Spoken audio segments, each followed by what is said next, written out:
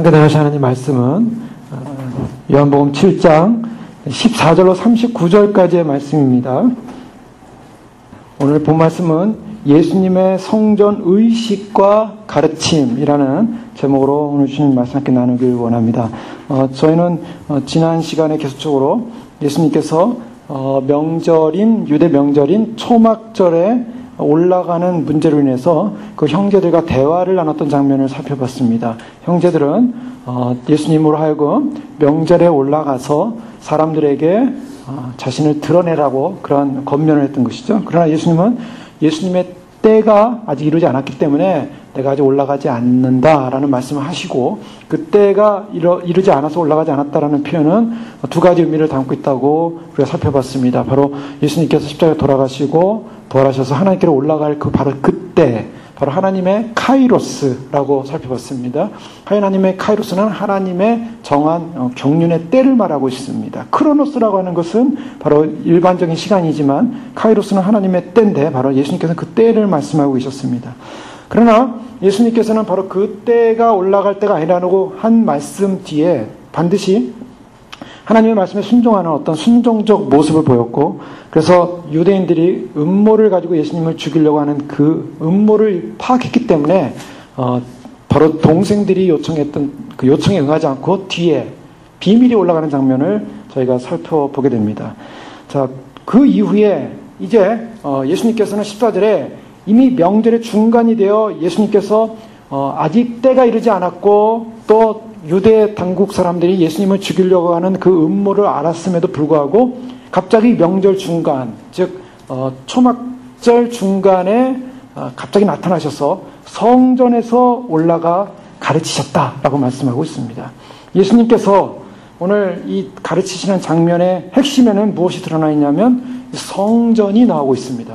우리가 이 성전에 관해서는 이미 몇 차례 나온 것을 우리가 파악할 수 있죠. 바로 예수님께서 2장에 보면은 성전을 정화시키는 장면이 나왔고, 또 예수님이 5장에 보면은 38년 된 병자를 고치시고 성전에서 그 병자를 만나는 장면이 나옵니다.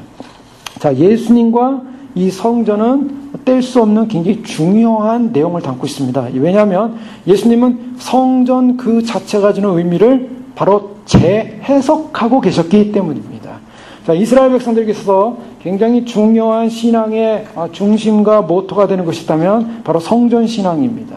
그래서 그 성전 신앙을 갖고 이스라엘 백성들은 그들의 모든 삶의 중심이 오랫동안 1500년이 넘는 율법 시대 동안 성전을 중심으로 해서 그들의 신앙이 중심이 되어 왔는데, 그 성전이 무엇인가? 그 성전이 주는 의미는 바로 하나님의 임재가 있는 곳이었고, 또 제사가 있는 곳이었고, 또 정치적인 의미를 담고 있는 것이었습니다. 이 정치적인 의미는 바로 왕이신 하나님과 더불어서 왕의 하나님의 위탁을 받은 바로 세상 왕이 정치적인 하나의 구심점, 이스라엘에서 정치적인 구심점을 갖는 것이 바로 성전이었습니다. 그래서 지난 시간에 초막절 행사를 했던 구약의 한 예로서 바로 초막절 행사가 언제 이루어졌습니까? 솔로몬이 성전을 짓고 바로 하나님의 봉헌하는 바로 그 절기가 초막절이었습니다. 그래서 성전이 초막절과 연관이 되어 있고, 또 스가랴에서 보면 이 성전은 바로 승리하시는 왕이 오는 것으로 말하고 있습니다. 그래서 스가랴서 전체 초막절과 관련해서 성전이 바로 승리하신 왕의 개성가가 울리는 것을 설명하고 있습니다. 스가랴 9장 9절에 보면 시온에 따라 크게 기뻐할지어다, 예루살렘에 따라 즐거이 부를지어다. 보라, 내 왕이 내게 임하나니 그는 공의로우며 구원을 베풀며 겸손하여서 나귀를 타나니 나귀의 작은 건 곧 나귀 새끼니라. 스가랴 9장 9절에 예언된 바로 이 예언대로 예수님께서는 마지막 유월절을 치르기 위해서 바로 종려주의라고 그러죠. 우리가 예수님 돌아가시던 바로 그 주의 주일날 바로 예루살렘으로 입성하지 않습니까? 입성하는 그 장면 가운데 예수님이 나귀 새끼를 타고 들어갑니다. 이 나귀 새끼를 타고 들어가는 장면이 어떻게 보면 좀 우스꽝스럽게 보일 수도 있어요. 사람들이 볼 때. 개선 장군으로 들어가야 할 백마를 타고 들어가야 할 그분이 나귀를 타고 들어가는 겁니다. 그 나귀도 큰 나귀도 아니고 나귀 중에 새끼를 타고 들어갔어요. 그러니 사람들이 볼 때 이상하다. 왜 저분이 나귀 새끼를 타고 들어오나? 이것은 스가랴 9장 9절에 나오는 승리하신 왕의 입성에 대한 예언의 성취입니다. 예수님께서는요, 그냥 행하신 것이 아니라 모든 것이 다 예언에 의한 예언의 성취의 길을 걸어가십니다. 예수님께서 때가 임하지 않았다라는 그 말씀 속에는 바로 그와 같은 모든 때, 즉 예언이 이루어질 때를 말하고 있습니다. 자, 오늘 그러면서 이 성전에서 가르치시는데 15절부터 보면 유대인들이 놀라서 이렇게 얘기합니다. 이 사람은 배우지 아니하였거늘 어떻게 글을 아느냐? 자, 이렇게 반문합니다. 자, 여기서 이제 저희가 좀 더 깊이 생각해보고 묵상하고 싶은 것은 뭐냐면, 예수님께서 성전에 올라가셔서 가르치셨습니다. 근데 무엇을 가르치셨는지 우리는 정확히 알 수는 없습니다. 무엇을 가르치는 내용이 안 나와요. 성경에 보면요, 이렇게 침묵하는 부분이 있다는 것입니다. 요한복음의 마지막에 보면 이 외에도 예수님께서 하신 일이 너무나 많은데 그것을 다 기록할 수 없다라고 말하고 있어요. 다 기록하지 않은 내용들, 예수님께서 이 땅에 공생애 동안 3년을 사시면서 하신 말씀들, 행위들, 기적들, 표적들 더 많았습니다. 그런데 성경에는 일부만이 기록되어 있다는 거예요. 그래서 성전에서 무엇인가 가르치는데 궁금하지 않습니까? 예수님께서 무엇을 가르치셨을까? 아마 또 초막절이었기 때문에 초막절과 관련된, 또 성전에서 가르치셨기 때문에 하나님의 뜻과 그 다음에 구약의 예언들과 또 이 초막절과 관련된 성전과 관련된 내용을 가르쳤을 것이다 라는 것을 우리는 추정해 볼 수가 있습니다.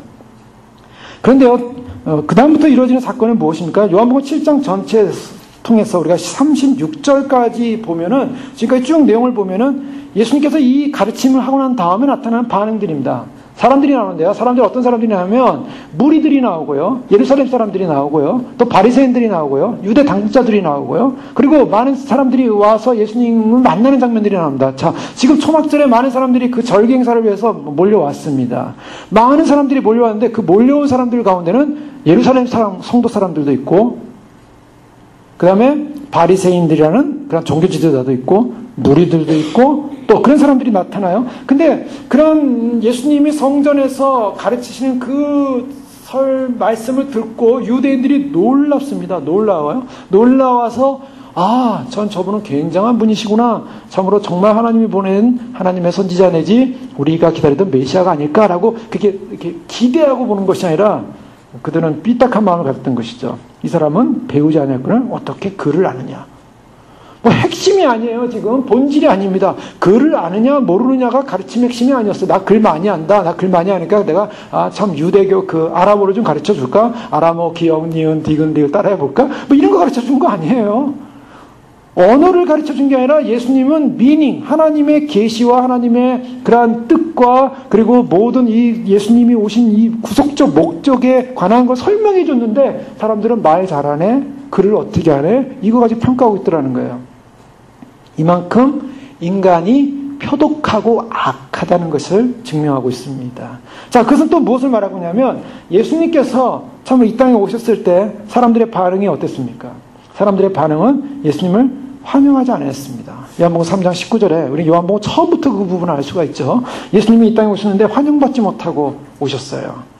그래서 예수님이 태어났을 때 사람들이요, 예수님의 태어남을 기뻐하고 환영해야 되는데 일부 목자들과 천사들이 환영했지 세상 사람들은 환영하지 않더라는 거예요. 헤롯 대왕이 예수님의 탄생을 알고 예수님을 죽이려고 군사들을 보내서 베들레헴의 2살 이하의 아이들을 다 죽이는 사건이 일어나지 않았습니까? 예수님 환영받지 못했어요. 처음부터 살해 위협을 받고 태어났어요.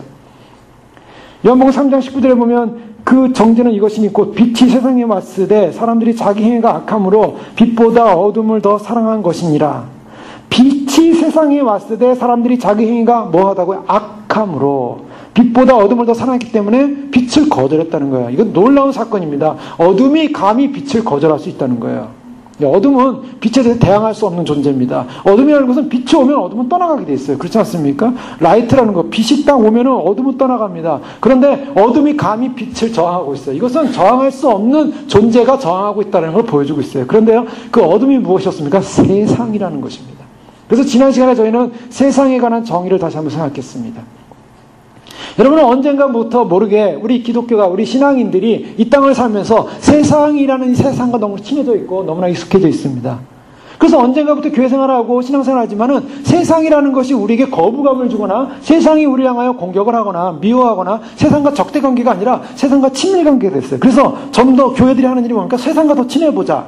세상과 더 가까워보자. 그 세상이 어떻게 합니까? 세상 속에 그리스도의 영광을 드러내기 위해서 세상을 어떻게 합니까? 세상 속에 들어가서 세상 속에서 높아지고 세상 속에서 세상을 더 빛나게 하고 세상을 더 아름답게 하고 세상을 더 평화롭게 하고 세상을 더 어디입니까? 관심이 어디 있어요? 세상에 있더라는 거예요.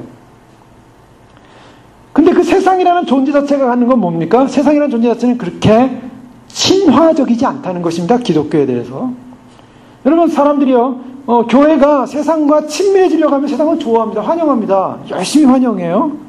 그러나 세상을 향해서 세상이 틀렸다라고 지적할 때부터는 세상이 어떤 반응을 보입니까? 친화적으로 오지 않습니다. 세상은 적대적으로 옵니다. 예를 들면은 지금 한국이 WCC로 인해서 많은 그 사람들이 참 미혹되고 있고 또 배교의 길을 가고 있고 그것에 또한 깨어있는 분들이 많이 고통스러워하고 있지 않습니까? 그 WCC라는 게 뭐예요? 결국 기독교라는 교회라는 것이 바로 아주 편파적인 그러한 독자적인 독자성을 가지지 말고 좀 더 포용력을 갖자. 그래서 종교 간의 대화를 하자. 그래서 기독교가 좀 더 많은 사람을 사랑하고 예수님의 뜻과 정신 아니겠느냐. 많은 사람을 포용해야 되지 않겠느냐. 그래서 타 종교도 우리가 그리스도의 사랑으로 함께 연합을 해서 그리스도의 사랑을 심어서 하나님의 사랑의 뜻을 나타내자라는 취지입니다. 사실은. 취지는 좋아 보여요. 그러면 다른 타 종교가 어떻게 하겠습니까? 좋아하죠. 네. 왜? 우리는 같은 연합된 형제들이다. 지구촌 안에 한 인간들이다. 지구촌 안에 구도자의 길을 가는 존재들이다. 그러니까 지구촌 안에서 구도자의 길을 가는 존재들끼리 서로 모여서 기독교에서 말하는 그 하나님이나 불교에서 말하는 부처나 뭐 힌두교의 신이나 다른 어떤 토속 종교의 신이나 다 하나님을 향한 구도자적인 마음에서 출발한 것이니까 결국은 같은 것이다. 그러니 한 종교라는 이름 안에서 우리는 한 하나님을 섬기는 존재로 모일 수 있다. 자, 그렇듯합니다. 사람들이 다 환영하는 거예요. 아, 참 기독교가 이렇게 포용할 수 있구나, 넓을 수 있구나. 그리스도의 사랑은 참 넓구나. 얼마나 아름답고 좋아요, 인본적으로. 그런데 거기다가 어떻게 합니까? 당신들이 믿는 그 신은 구원을 줄 수 없습니다. 당신들이 믿는 그 신은 우상입니다. 오직 구원은 예수 그리스도에게만 있고 예수 그리스도를 당신은 반드시 믿어야 되고 그분을 믿지 않고서는 구원을 줄 수 없습니다라고 딱 얘기하기 시작했다면 어떻게 되겠습니까? 그 모임은 깰 수밖에 없어요. 왜요? 사람들이 그 모임을 환영하지 않을 수밖에 없습니다. 자, 뭐냐면 예수님 그분이 유일하신 분이다라고 했을 때는 세상이 나타내는 관심은 뭐냐면 세상은 적대감을 갖게 됩니다. 예수님을 제대로 믿지 않는 사람들이 이 세상을 살아갈 때 이 세상으로부터 어떠한 적대감을 경험하지 못합니다. 예수님은 세상에 오실 때부터 세상으로 인정받거나 환영받지 못한 그 모습, 바로 세상이라는 바로 그 가치성은요, 예수님에 대해서 반감하고 있는 가치성이라는 거예요. 왜요? 세상 그 자체가 사실은 악한 것에 속해 있기 때문입니다. 여러분, 세상이 구원받은 선한 집단입니까? 세상이 정말 의로운 집단입니까? 여러분 보십시오. 정치 세계를 보십시오. 경제 세계를 보십시오. 우리가 보기에는 겉으로 좋아 보이고 권세도 있고 명예도 있고 이름도 있고 파워풀하지만 그 안으로 딱 들어가보면 인간의 죄성들로 가득 차 있는 것이 바로 그런 세계입니다. 정치 세계 인간의 죄성으로 자기의 욕심으로 이기적 욕심으로 가득 차 있고 그래서 다른 사람을 살인하고 죽이고 짓밟고 그래서 자기의 이권을 챙기기 위해서 안달난 사람들이 바로 그런 사람들이에요. 경제 겉으로 보기엔 좋습니다. 대기업 좋습니다. 그러나 그 대기업 안에 들어가면 어떻게 봐요? 수많은 전쟁이 있는 거예요. 상대방을 짓밟고 우리의 기업을 살리기 위해서 어떤 용서도 어떤 긍휼도 베풀지 않습니다. 어떻게 보면 법적 투쟁에 승리해가지고 우리가 한 일원이라도 더 이권을 얻기 위해서 싸우는 것이 피나는 전쟁터가 바로 경제체계예요. 인간들이 볼 때 세상이라는 것은 아름다워 보이고 좋아 보이고 거기에는 뭔가 좋아 있는 것 같이 보이지만 그 안에 들어가면 인간의 안에 가지고 있는 본성적 욕망이라는 죄성으로 가득 차 있어요.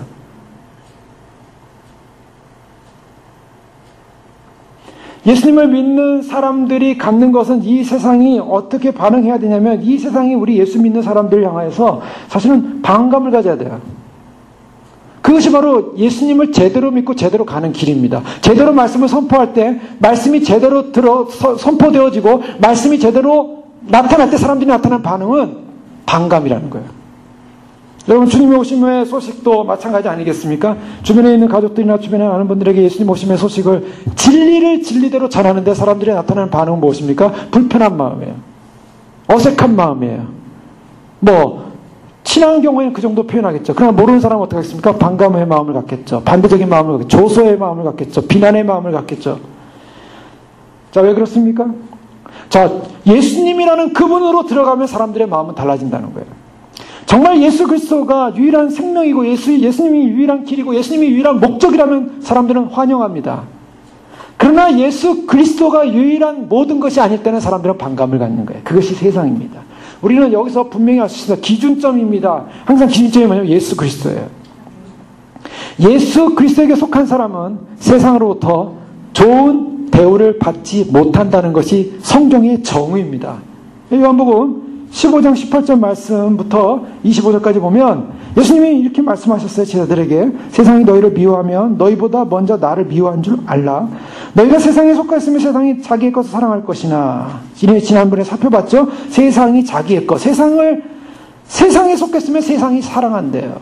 세상 사람들이 환영해주는 사람은 그 사람은 소속이 어디냐? 세상에 속한 사람이에요. 세상에 속하지 않은 사람은 세상이 환영해주지 않습니다. 이 성경의 말씀이에요. 예수님 말씀에 너희는 세상에 속한 자가 아니요 도리어 내가 너희를 세상에 택하였기 때문에 세상이 너희를 미워하느니라. 여러분 생각해보세요. 세상이 우리를 세상에서 주님이 우리를 택하셨기 때문에 세상은 우리를 미워한다는 것이죠. 왜요? 한편의 동지가 사라졌기 때문에, 세상에서 세상의 동지들이 사라졌기 때문에, 그리스도의 편이 됐기 때문에 미워한다는 거예요. 내가 너희 중에 종이 주인보다 더 크지 못하다 한 말을 기억하라. 사람들이 나를 박해하였은즉 너희도 박해할 것이요 내 말을 지켰은즉 너희 말도 지킬 것이라. 그러나 사람들이 내 이름으로 말미암아 이 모든 일을 너희에게 하리니 이는 나를 보내신 이를 알지 못함이라. 내가 와서 그들에게 말하지 아니하였다면 죄가 없었으려니와 지금은 그 죄를 핑계할 수 없느니라. 나를 미워하는 자는 또 내 아버지를 미워하느니라. 내가 아무도 못한 일을 그들 중에서 하지 아니하였더라면 그들에게 죄가 없었으려니와 지금은 그들이 나와 내 아버지를 보았고 또 미워하였도다. 그러나 이는 그들의 율법에 기록된 바 그들이 이유 없이 나를 미워하였다 한 말을 응하게 하려 함이라. 세상은 예수 그리스도를 미워한다는 것입니다. 이것이 세상과 예수님과의 관계예요. 세상과 예수님께 속한 사람의 관계입니다. 자, 이와 같은 상황 속에서 예수님께서 세상이 미워하고 세상이 적대하고 요한복음 7장 전체에서 보여주는 것은 바로 이 세상에 속한 사람들, 유대인들, 바리새인들, 유대 당국자들, 그리고 그 예루살렘에 왔던 사람들이 전부 예수님을 미워하고 조롱하고 불신하더라는 거예요. 행여나 예수님에 대한 좀 믿음을 가질 만한 사람도 있었습니다. 31절을 보면 무리 중에 많은 사람이 예수를 믿고 말하되 그리스도께서 오실지라도 이 행하실 표적이 이 사람이 행한 것보다 더 많으랴 하니. 자, 무리 중에 많은 사람이 예수님을 믿고 말았다고 하고 표현하고 있는데 이 믿었다라는 표현은 많은 사람이 예수님을 그리스도로 믿었다는 것보다는 예수님이 나쁜 사람이 아니고 예수님이 우리에게 거짓말하는 사람이 아니고 사기꾼은 아닌데 그리스도와 같은 그러한 분이지 않겠는가라는 정도로 믿었다는 거예요. 확실하게 믿은 것이 아닙니다. 또 사람들이 예수님을 보면서 그런 긍정적 마음을 가졌음에도 불구하고 대부분의 사람들이 25절에 예루살렘 사람 중에 어떤 사람이 말하되 이는 그들이 죽이고자 하는 그 사람이 아니냐. 자, 예루살렘 사람들이요 예수님을 보고 뭐라 하냐면 예루살렘 중에 어떤 사람이 이는 그들이 죽이고자, 그들은 누구니까 유대 당국자들이에요. 자, 이것은 무엇을 말하냐면 그들과 예루살렘 사람이 나와요. 예루살렘 사람들 중에는 많은 사람들이 바로 바리새인들과 유대 당국자 제사장 그룹들이 예수님을 죽인다라는 이미 그 소식들이 다 전해져 있었다는 거예요.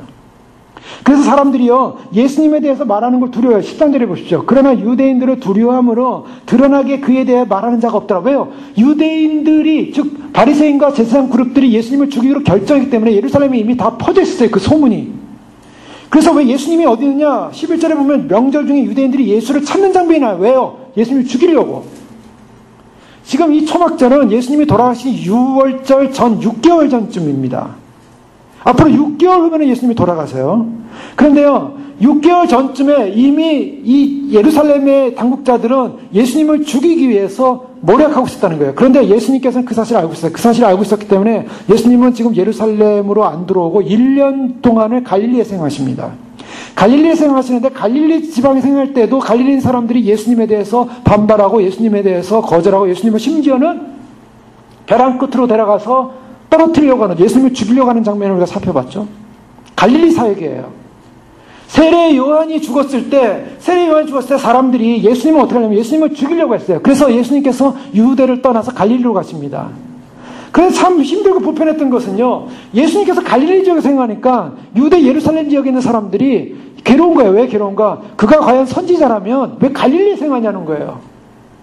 바로 유대 예루살렘에 생각해야 되는데 그가 갈릴리 생각하는 모습을 보면서 그들은 혼란이 오는 거예요. 도대체 메시아가 어떻게 갈릴리에서 오냐? 메시아가 어떻게 나사렛에서 오냐? 메시아가 왜 예루살렘에서 안 오냐? 그들은 성경을 잘 몰랐어요. 예수님께서 베들레헴에서 태어났다는 사실도 그들은 알지 못했고, 또 예수님께서 비밀리에 마리아에 의해서 천사들의 그 예고에 의해서 성령으로 잉태된 사건도 그들은 몰랐어요. 단지 예수님께서 나사렛에서 자라셨다는 그 이유 하나로 인해서 예수님은 나사렛 출신이기 때문에 메시아가 절대 아닐 것이다라고 그들은 추정했어요. 인간들이 갖는 정보라는 것은 이렇게 어리석은 것입니다. 성경이 말하는 진리는 예수님이 태어나실 때 예수님은 그 성경의 예언대로 베들레헴에서 태어나신 분명한 태어남이 있었음에도 불구하고 사람들의 소문과 사람들의 정보는 예수님이 갈릴리지요 나사렛 출신, 나사렛 동네에서 태어난 요셉의 아들, 목수의 아들로서 자란 사람이기 때문에 그들의 의식 속에는 예수님이 오시려면, 메시아가 오시려면 누구에게도 알려지지 않은, 누구 인간적 가정에서 성장하지 않은 그런 은밀히 갑작스럽게 오셔야 할 뿐이라고 그들은 믿고 있었어요. 그러나 예수님은 정말 은밀히 갑작스럽게 오셨어요. 성경대로. 어떻게 오셨습니까? 마리아에게 은밀히 오셨어요. 갑작스럽게 왔어요. 마리아도 놀랬고 아무도 그 사실을 알지 못했어요. 잉태되는 사실, 마리아가 하나님의 아들을 잉태했다는 사실은 그 가족 친족 외에는 아무도 몰랐다고요.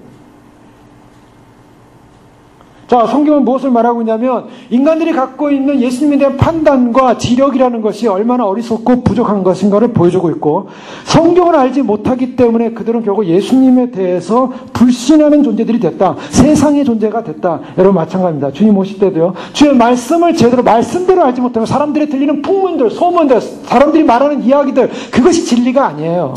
성경의 말씀이 진리인 줄 믿으시기 바랍니다. 말씀대로 우리가 믿고 말씀대로 주님은 이루실 거예요. 자, 사내들의 공의원들은 이제 예수님이 오시기만을 기다렸어요. 왜? 예수님을 죽여야 되니까. 그래서 11절에 그들은 예수님을 찾았던 거예요. 자, 예수님이 갈릴리 지역 갔다는 것은 바로 헤롯 왕, 우리가 헤롯 왕이라고 할 때 헤롯의 오리지널 이름은 헤롯 안티파스입니다. 헤롯 안티파스라는 그 왕의 관할 권한이 있기 때문에 사내들의 공의원들이 예수님을 잡아올 수가 없었어요.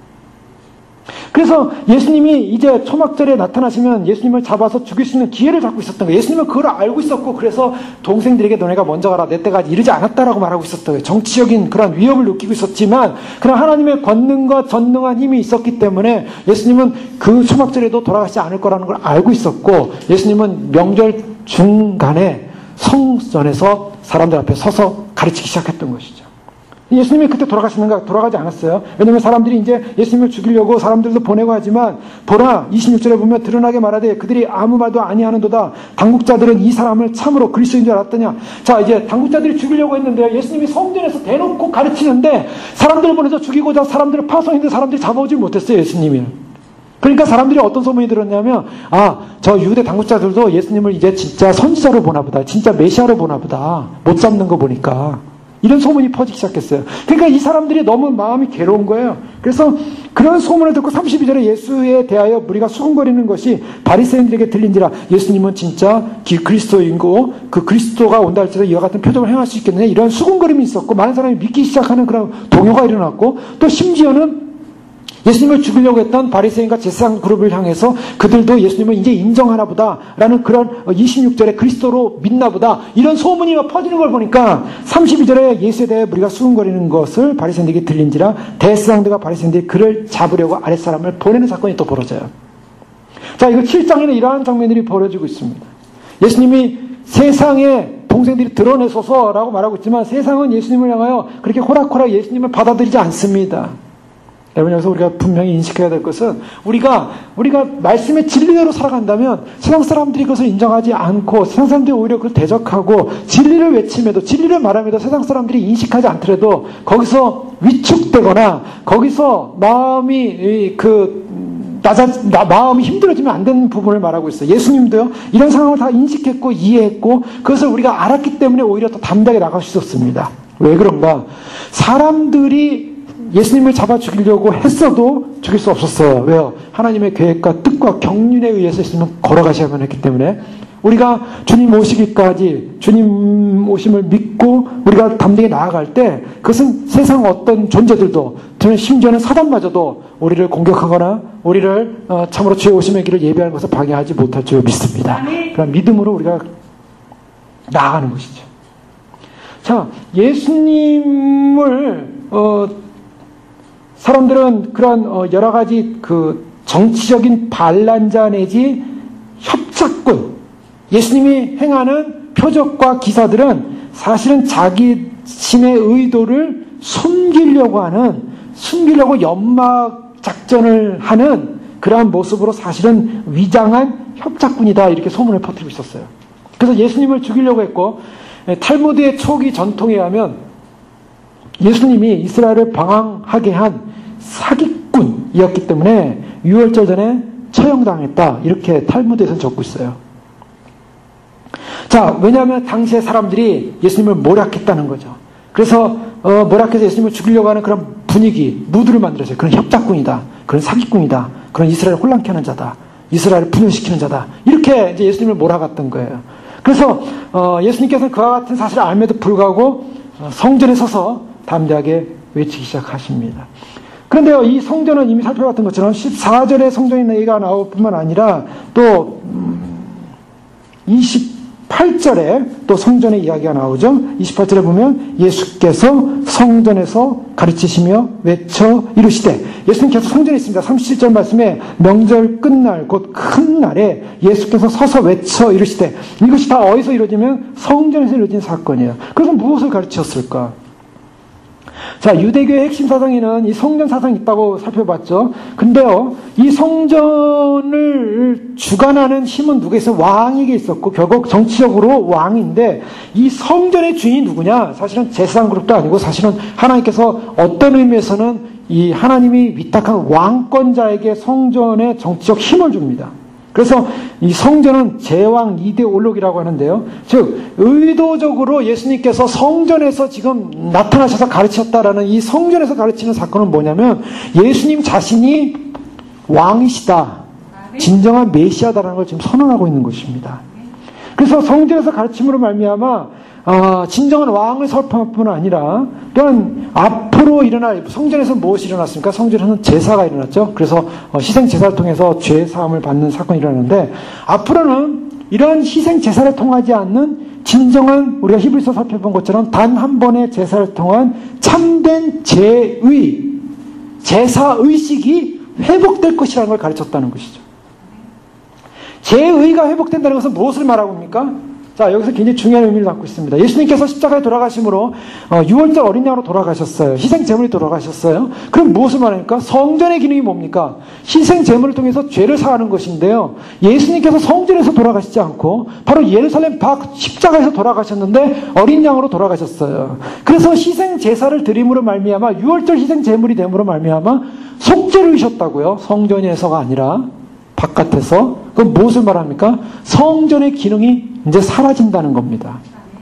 그래서 예수님께서는 이제 성전에서 가르치는 것은 이제 이전의 성전의 기능은 사라지고 예수 그리스도를 통해서 진정한 새로운 성전이 일어날 것이다 라고 선언하고 있는 것입니다. 바로 그런 상징적 개념에서 예수님은 성전에서 가르치신 것이죠. 자, 예수님은 이제 이 성전에서 그와 같은 일이 일어날 건데, 그래서 그와 같은 일이 일어날 것에 대한 성전의 기능이 무너지고 새로운 성전이 일어날 것이라는 것을 언제 말씀하셨습니까? 요한복음서 2장에 말씀하신 거예요. 성전 정화, 성전 척결이라는 그런 예수님께서 노끈을 가지고 채찍을 만드셔가지고 거기 있는 성전에 있는 모든 더러운 것들, 장사하는 것들, 그다음 모든 짐승들 다 내어쫓는 사건에서 무엇을 말하냐면, 예수님께서 앞으로 이 성전은 무너질 것이다 라는 걸 선언했다는 것입니다. 자, 우리가 이미 그때 살펴봤던 것이지만 성전이 무너진다라는 이 사건은 메시아적 왕권자로서의 선언이라는 것입니다. 하나님의 하나님의 왕이 이 땅에 오심으로 말미암아 결국 승리하시는 승리의 주님이 결국 성전을 무너뜨린다는 거예요. 그것은 다른 말로 하면 성전의 개혁자라는 것입니다. 그와 같은 성전의 승리자로서 개혁자로서 오신 예언이 언제 이루어지냐면 스가랴 6장 12절 말씀에 보면 예언되어 있어요. 스가랴 6장 12절 말씀에 보면 고하여 이르기를 만군의 여호와께서 말씀하시되 보라 순이라 이름하는 사람이 자기 곳에서 돋아나서 여호와의 전을 건축하리라. 여기서 순이라 이름하는 사람, 순이 누굽니까? 순은 새싹이죠. 그래서 새싹이라는 어떤 생명체의 시작이라고 볼 수 있는데 바로 예수 그리스도를 말하고 있습니다. 메시아를 말하고 있어요. 순이라 이름하는 사람이 자기 곳에서 돋아나서 여호와의 전을 건축한대요.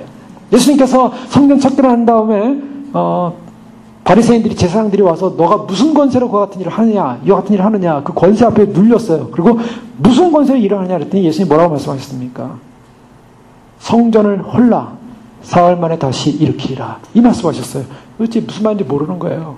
그들은 영적 개념의 말을 모르고 예수님이 하신 말씀은 마치 암호예요. 여기 성경을 볼 때요. 성경을 대충 보면 우리가 모르는 말이 너무 많죠. 너무 많습니다. 그것은 그냥 비유인가 보다, 무슨 추상인가 보다, 무슨 뜻이 있겠지. 예, 그렇습니다. 주님께서 말씀하신 건 뜻이 있어요. 그래서 그 뜻에는 풀이가 필요한 거예요. 그냥 안 풀어집니다. 그래서 제자들이 예수님이 무슨 말씀을 하시냐면 무슨 말인지 모르니까 집에 갔을 때 해석을 해줘요. 씨 뿌린, 대표적으로 씨 뿌리는 비유 같은 거죠. 씨 뿌리는 비유를 예수님이 하셨는데 무슨 말인지 모르는 거예요, 제자들이. 그러니까 해석을 해줬어요.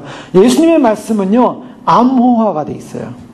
암호화가 되기 때문에 그 암호로 해독을 해야 됩니다. 그 해독하고 해석해야 되는데 바로 여호와의 전을 건축하리라. 예수님께서 이 성전을 헐라. 그들은 눈에 보이는 성전을 이걸 지금 40년이 넘게 지금 헤롯이 40년 이렇게 보수하고 지금 계속 짓고 있는데 어떻게 4월 만에 다시 짓는다는 거냐. 말도 안 되는 얘기다. 예수님께서 나중에 잡히셨을 때 성전을 헐고 4월 만에 짓는다는 소위 말해서 신성 모독죄를 가지고 고소를 했어요. 성전을 건드렸어요. 성전을. 하나님의 전을 가지고 부숴라 다시 짓는다. 이런 것을 가지고 예수님이 하나님을 모독했다는 거예요. 근데 이 모든 것은 사실은 예수님의 몸을 가리켜서 말씀하신 거라고 요한복음에 설명하고 있죠. 그래서 뭘 말하고 있냐면 이 나중에 제자들이 그걸 깨달은 거예요. 아, 그 말씀이 그 말씀이었구나. 즉 성전 개념이 바뀐다는 거예요. 예수님이 지금 성전에서 가르치는데 그 외치는 것은 성전을 다시 더 튼튼한 성전으로 아예 그냥 다이아몬드로 성전을 다 만들 것이다. 그래서 어떤 핵폭탄에도 무너지지 않는 그런 성전, 견고한 성전을 앞으로 만들 것이다. 이런 말씀하신 게 아니에요. 이 성전은 무너질 것이다. 이 성전은 없어질 것이다. 그동안 이 성전을 중심으로 해서 성전 행위는 다 사라질 것이다. 진정한 성전이 온다. 그 진정한 성전을 짓는다. 그 진정한 성전 짓는 사람이 누구냐? 바로 나다. 내가 성전이다. 이것을 외치고 있는 것입니다. 이스라엘 역사의 가장 중심이었던 성전이 파괴되고 성전이 재건된다는 설명하고 있는 거예요. 이것을 이스라엘 백성들은 이해를 못하는 거예요, 지금. 이것은 마치 이 새로운 혁명이 일어나는 것과 같은 것입니다. 새로운 혁명이 일어나는 것 같아서 이 예수님의 모든 왕적 행위들이 지금 그 당시에 있었던 제사장 그룹들은요, 이 정통적인 제사장 그룹이 아니라 그랬죠. 그들은 혁명을 통해서 일어난 제사장 그룹이었어요. 그래서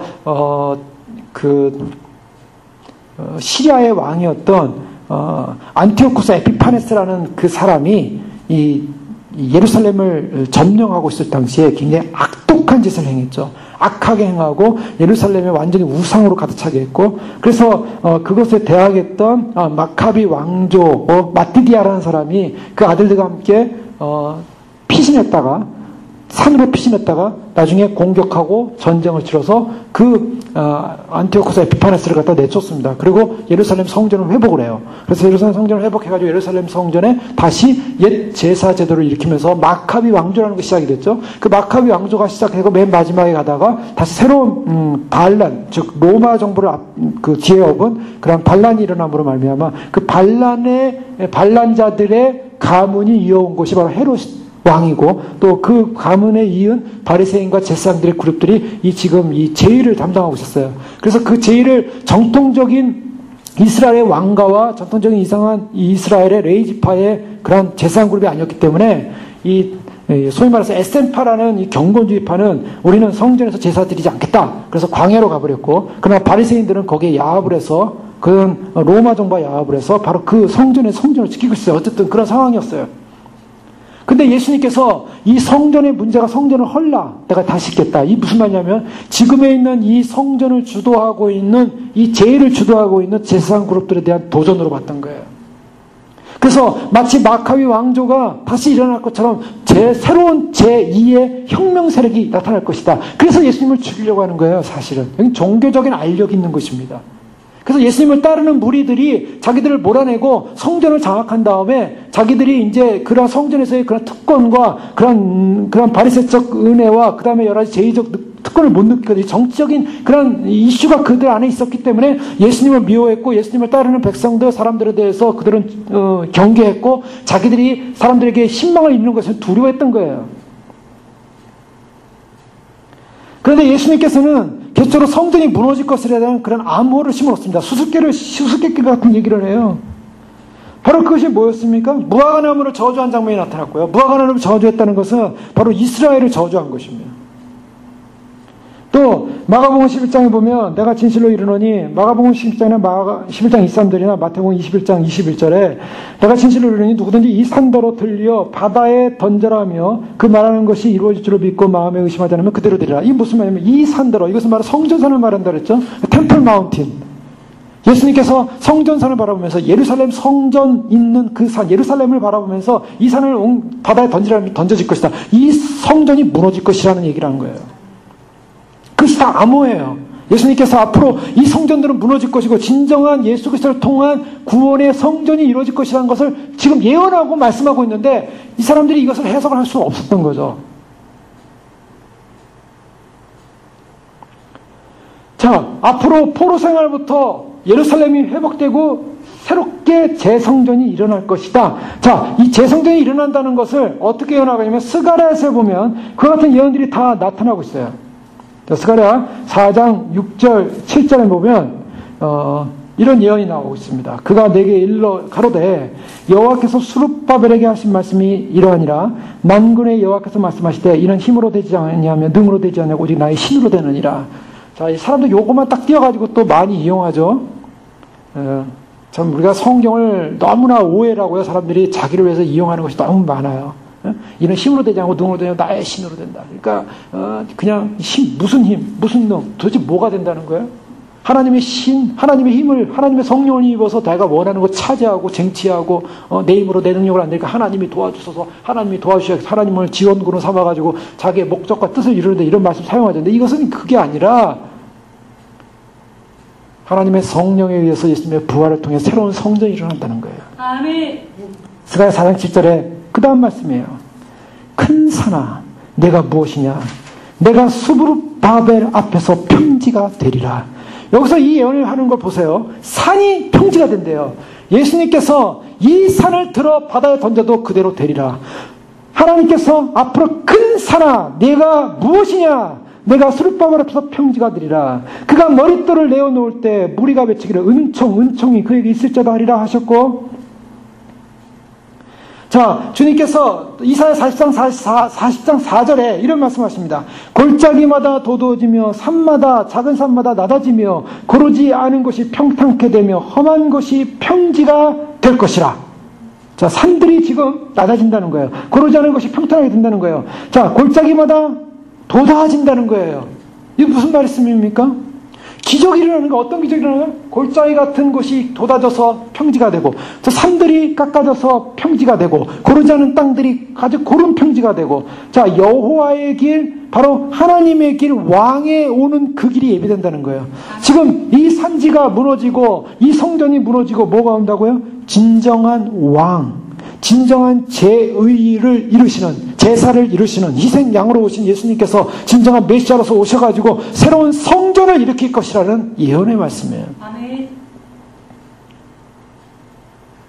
이것은 무엇을 말하냐면 산이라고 할 때 이 산이라고 하는 것은 방해물입니다. 여기서 산은요. 스룹바벨의 예언 속에 성전 재건을 방해하는 어떤 것도 다 무너질 것이다. 자, 예수님께서는 지금 이 현재 성전은 참된 성전을 반대하고 있는 하나의 산으로 보고 있어요. 성전에서 지금 가르치고 있는데 이 성전의 이 성전이라는 이 건물의 성전이 결국 예수 그리스도가 오는 그 길을 방해하는 방해꾼이라는 거예요. 오늘날도 유대인들은요, 저 예루살렘에 성전을 지으려고 지금 하고 있습니다. 그들은 예수님을 메시아로 믿지 않는 거예요. 그 성전을 지으면 메시아가 올 거라고 믿는 거예요. 그 성전이 방해꾼이에요. 저 성전 때문에 예수님을 못 믿는 거예요. 그래서 그 산이 무너진다, 산이 평지화된다는 말은 저 성전이 무너진다는 거예요. 현재 성전은 참된 예수 그리스도의 성전으로서 방해하기 때문에 반대되어지고 결국 현재의 성전은 길을 내어주기 위해서 평지가 되어버릴 것이다. 그래서 돌 위에 돌 하나도 남기지 않고 전부 무너지리라. 주님의 오시는 길, 참된 왕이 오는 길, 참된 성전이 오는 길, 참된 메시아가 오는 길, 그 길을 방해하는 그 성전은 무너진다는 거예요. 그래서 재건될 바로 그런 성전에 모퉁이 돌이 되셔서 다시 주님은 새로운 성전을 건설한다는 거예요. 그 모퉁이 돌이 예수 그리스도고 새로운 성전은 뭡니까? 교회인 것이었습니다. 얼마나 위대한 사건인가. 이것은요, 도대체 유대인 1500년 동안 그들이 성전 중심으로 제의를 행하며 희생 제사를 드리며 하나님을 섬겨왔던 그들에게는 이해가 안 되는 부분이죠. 예수님 지금 무슨 말씀하고 있는 거예요? 이해가 안 되는 거예요. 우리가 지금 2000년이 지난 지금 이것이 그런 의미였구나. 히브리서를 보니까 그런 의미였구나. 말씀을 보니까 그런 의미였구나. 이것이 놀라운 사건이구나. 이렇게 이해하는 것이지 당시 유대인들이 이해가 안 되는 거죠. 단지 성전 무너뜨리고 성전을 공격해서 다음으로 정권을 빼앗으려는 보다. 이런 생각밖에 안 하는 거죠. 자, 예루살렘 성전에 대한 예수님의 예언자적인 그런 경고문들이 나오죠. 마가복음 13장 같은 경우 예수님의 성전행위, 성전이 어떻게 될 것인가 그런 말씀을 하고 있는 것을 보게 됩니다. 마가복음 13장에 보면 바로 그런 부분이 나오고 있는데요. 13장 1절에 보면 예수께서 성전에서 나가실 때 제자 중 하나가 이르되 선생님이여 보소서 이 돌들이 어떠하며 이 건물들이 어떠하니까? 라고 질문하죠. 이때 예수께서 이르시되 내가 이 큰 건물들을 보느냐? 돌 하나도 돌 위에 남지 않고 다 무너뜨려지리라 하시니라. 자, 이것이 굉장히 그 의미 있는 말씀이에요. 성전이 파괴된다는 거예요. 자, 성전이 파괴된다는 어떤 상징적 의미와 예언적 심판을 말하고 있어요. 자, 이것은요, 성전 파괴에 대한 예언인데요. 이 성전 파괴에 대한 예언을 하신 분이 누굽니까? 자, 이 성전 파괴를 예언한 분이 예수 그리스도라는 예수님은 어떤 신분입니까? 메시아라는 겁니다. 그러면 우리가 무엇을 할 수 있냐면, 사람들이 무엇을 할 수 있냐면, 과연 예수님이 말씀하신 예언이 실현된다면, 예수님이 진정으로 성전에 대한 건설을 가지고 있는 메시아라는 것이 입증된다는 거예요. 그런데 AD 70년에 진짜 성전은 완전히 무너졌어요. 놀랍게도 돌 위에 돌 하나 남지 않았어요. 뭐 그 방법은 다 아시죠? 거기 성전이 불에 타서 녹는 바람에 금이 녹는 바람에 금덩어리 캐려고 로마스 공면들이 돌 하나 돌아서 다 하나의 금이라도 찾기 위해서 다 흩어놨다고요. 말씀대로 이루어졌어요. 자, 마가복음 13장의 2절에 보면 바로 그 같은 말씀, 이 건물들을 보느냐? 돌에 돌 하나 남지 않고 무너뜨려지리라. 또 마가복음 11장 11절에 저희가 예루살렘에 들어가니라 예수께서 성전에 들어가서 성전 안에 매매하는 자들을 내어 쫓으시며 돈 바꾸는 자들과 상과 비둘기 파는 자들의 의자를 다 둘러 엎으시는 사건. 너희가 바로 하나님의 성전을 이렇게 성전을 안에서 이 성전에서 영원할 것이라 생각하지만 이 성전은 무너질 것이다. 자, 이 성전은요, 진정한 성전의 왕으로서 오는 바로 이 예수 그리스도 메시아의 모습을 상징하고 있는데, 놀랍게도요, 요한계시록에 가보면요, 이 사단의 영이 들어간 사단 그 자체인 적그리스도죠. 적그리스도가 나중에 이 세상 마지막으로 사단이 발악하는 데가 어디예요? 유대 성전입니다. 근데 재미있는 것은요, 그자는 누구예요? 그자는 제사장이 아니에요. 그자는 무슨 대지상 가문도 아니고요. 그냥 그자는 세상을 통치하는 하나의 정권자로 우리가 알려주고 있어요. 그런데 그자가 유대 성전을 짓게 하고요. 그 다음에 중간에 모든 제사를 다 금하게 하고 자기가 거기 앉아서 자기가 왕이고 자기에게 자기가 신이기 때문에 자기에게 절하라고 말한다는 거예요. 누구를 흉내내고 있습니까? 성전의 주인은 바로 왕이신 예수 그리스도인데, 왕이신 예수 그리스도가 성전의 주인으로 앉은 그 모습을 보니까 너무 부러운 거예요. 그러니까 마귀가 나도 한번 거기 한번 앉아보자. 그래 나도 예수님처럼 좀 경배 한번 받아보자. 성전의 주인으로서. 그가 할 수 있는 것은요, 인간들이 만들어놓은 돌덩어리에 앉아가지고 거기서 경배받고 잠시 기뻐하다가 영원한 불못에 떨어지는 거예요. 그러니까 사기죠. 사탄은요, 이렇게 하나님이 하는 걸 늘 쇼잉하고 그대로 하고 싶은 거예요. 마지막까지 하고 싶어요. 마지막까지. 참된 성전은 교회에서 예수님이 성전의 머리로서 이 땅의 진정한 왕으로서 성전을 재건할 것인데, 그 재건한 성전을 보니까 너무 아름답거든요. 거기서 경배받으시는 하나님이, 예수님이 너무나 영광스러워 보이거든요.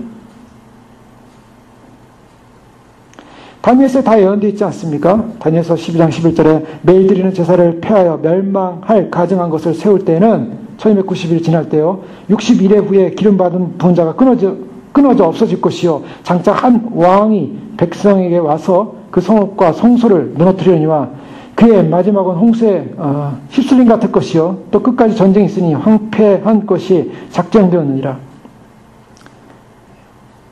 예수님이 돌아가시고 그 다음에 69일회가 끝나고 이제 한 일에 남은 바로 71회째, 그것도 그 71회 중에 반이 끊어져서 거기에 성전에 앉아서 나를 왕으로, 나를 신으로 알라, 나를 섬겨라. 성전은 바로 이런 개념으로 들어와서 예수님께서 성전 안에서 그러한 소위 말해서 가르침을 주는데, 여러 가지 또 가르침이 있었습니다. 예수님이 또 성전 외에 또 이스라엘 백성들에게 관련돼서 가르쳤던 내용들이 있다면, 앞으로 땅이 회복될 것이다. 이사야 35장 2절에 광야와 메마른 땅이 기뻐하며 사막이 백합화같이 피어 즐거워할 것이며, 앞으로 메시아 시대에 올 땅의 회복, 땅의 회복이 1차적으로 천년왕국에서 이루어질 것이지만 영원한 새하늘과 새 땅에서 이루어집니다. 새하늘과 새 땅, 영원한 땅의 회복이 일어날 것. 여러분, 많은 사람들이 천년왕국의 초점을, 천년왕국은요, 지나가는 하나의 그 새하늘과 새 땅을 위한 준비예요. 그래서 그곳에서 하나님께서 이 땅을 창조하신 이후로, 인간이 타락한 이후로 하나님의 완전한 통치 가운데 들어가지 못한 아담과 하와의 타락 이후로 메시아의 통치가 이루어지는 하나의 시련을 맛보다가 진정으로 새하늘과 새 땅으로 들어가서 거기서 영원한 통치가 이루어집니다. 그 때문에 천년왕국이 끝나기 전에 다시 한번 시험이 있을 것으로 우리가 보고 있는데, 그 시험이 있다는 것은 완전하지 않다는 거예요. 새하늘과 새 땅이 완전한 하나님의 땅이에요. 물론 천년왕국도 우리가 하나님의, 예수님의 통치의 땅이지만 거기서는 영원한 새하늘 새 땅의 개념 전에 있는 땅이기 때문에, 천년왕국 다음에 무슨 사건이 일어납니까? 무슨 사건이 일어나요? 천년왕국 다음에. 그 다음에 새하늘과 새 땅이 열리는 거예요. 그래서 땅이 회복될 것에 관한 이야기들, 땅이 회복될 것에 관한 말씀들, 이사야 35장 5절에 그때 소경의 눈이 밝을 것이며, 그때 기목의 귀가 열릴 것이며, 그때 저는 자는 사슴같이 뛸 것이며, 벙어리 혀는 노래하리니 이는 광야에서 물이 솟겠고 사막에서 시내가 흐를 것입니다. 이것은 바로 앞으로 천년왕국에 일어날 땅의 회복일 뿐만 아니라 앞으로 일어날 하나님 나라의 새 땅에서의 영광스러운 그런 고통과 절망과 아픔이 없는 그런 땅에 대한 그런 회복된 인생에 대한, 회복된 인간에 대한 모습을 예수님 말씀하고 있어요. 또한 새로운 가족입니다. 예수님의 사역 가운데 새로운 가족 개념이 들어와요. 우리가 지금은 우리가 혈육적인 가족의 개념이 가족이라고 보지만, 예수님께서는 12 제자를 부르시면서 수많은 사람들이 동서로부터 와서 하나님 나라에 아브라함과 이삭과 야곱과 함께 앉게 될 것이다. 새로운 가족 개념으로 합니다. 그래서 우리가 새 인류라고 그래요. 새 인류. 에베소서에는 바로 그런 새 인류를 말하고 있어요. 새로운 가족 개념이 앞으로 이루어질 것이다. 그리고 새로운 토라, 새로운 율법이 나타나고 있어요. 그 새로운 토라는 이미 예수님이 가르친 내용 가운데 산상수훈과 같은 내용들이죠. 또 이와 같은 내용들, 또 당시에 많은 유대인들이 종교적 어떤 그런 행위를 통해서 했던 것 가운데 가장 많이 했던 것이 금식이었어요. 그래서 예수님께서 제자들과 함께 있을 때 같이 먹고 마시고 즐거워했거든요. 그러니까 주변에 있는 사람들이 예수님을 향해 비난하기를, 왜 너희들은 금식하지 않느냐. 그때 예수님이 뭐라고 하냐면, 예수님께서 저에게 이르시되 혼인집 손님들이 신랑과 함께 있을 때 너희가 그 손님으로 근식하게 할 수 있느냐라고 마가복음 2장 누가복음 5장 34절에서 이렇게 말하고 있어요. 그래서 신랑과 함께 있는 사람들은 금식하지 않는다 라고 말하면서 35절에 그날에 너희가 신랑을 빼앗기니 그날에는 금식할 것이라 하면서 또 비유하여 이르시되 새 옷에서 새 한 조각을 찢어 낡은 옷에 붙이는 자가 없나니 만일 그렇게 하면 새 옷을 찢을 뿐이요 새 옷에서 찢은 조각이 낡은 것에 합하지 아니하리라. 새 포도주를 낡은 부대 가죽 부대에 넣는 자가 없나니 만일 그렇게 하면 새 포도주가 부대를 터뜨려 포도주가 쏟아지고 부대도 버리게 되리라. 새 포도주는 새 부대에 넣어야 할 것이니라. 묵은 포도주를 마시고 새 것을 원하는 자가 없나니 이는 묵은 것이 좋다함이라. 자, 이 말씀들 보면 이 말씀들이 약간 그 암시적인 의미를 담고 있죠. 뭐냐면 예수님은 마치 반율법주의자처럼 행동하고 있다는 거예요. 율법주의는 금욕주의처럼 금식을 하며 이렇게 나가야 되는데 그것은 아니다. 그것은 하지 않아도 된다. 지금 신랑이기 때문에 우리는 지금 금식하지 않는다. 여긴 사람이 금식하지 않는다. 낡은 것과 새 것이 함께 조화를 이룰 수 없다. 낡은 부대와 새 부대가 함께 할 수 없다. 낡은 새 포도주가 낡은 그 부대 안에 들어가서 견딜 수가 없다.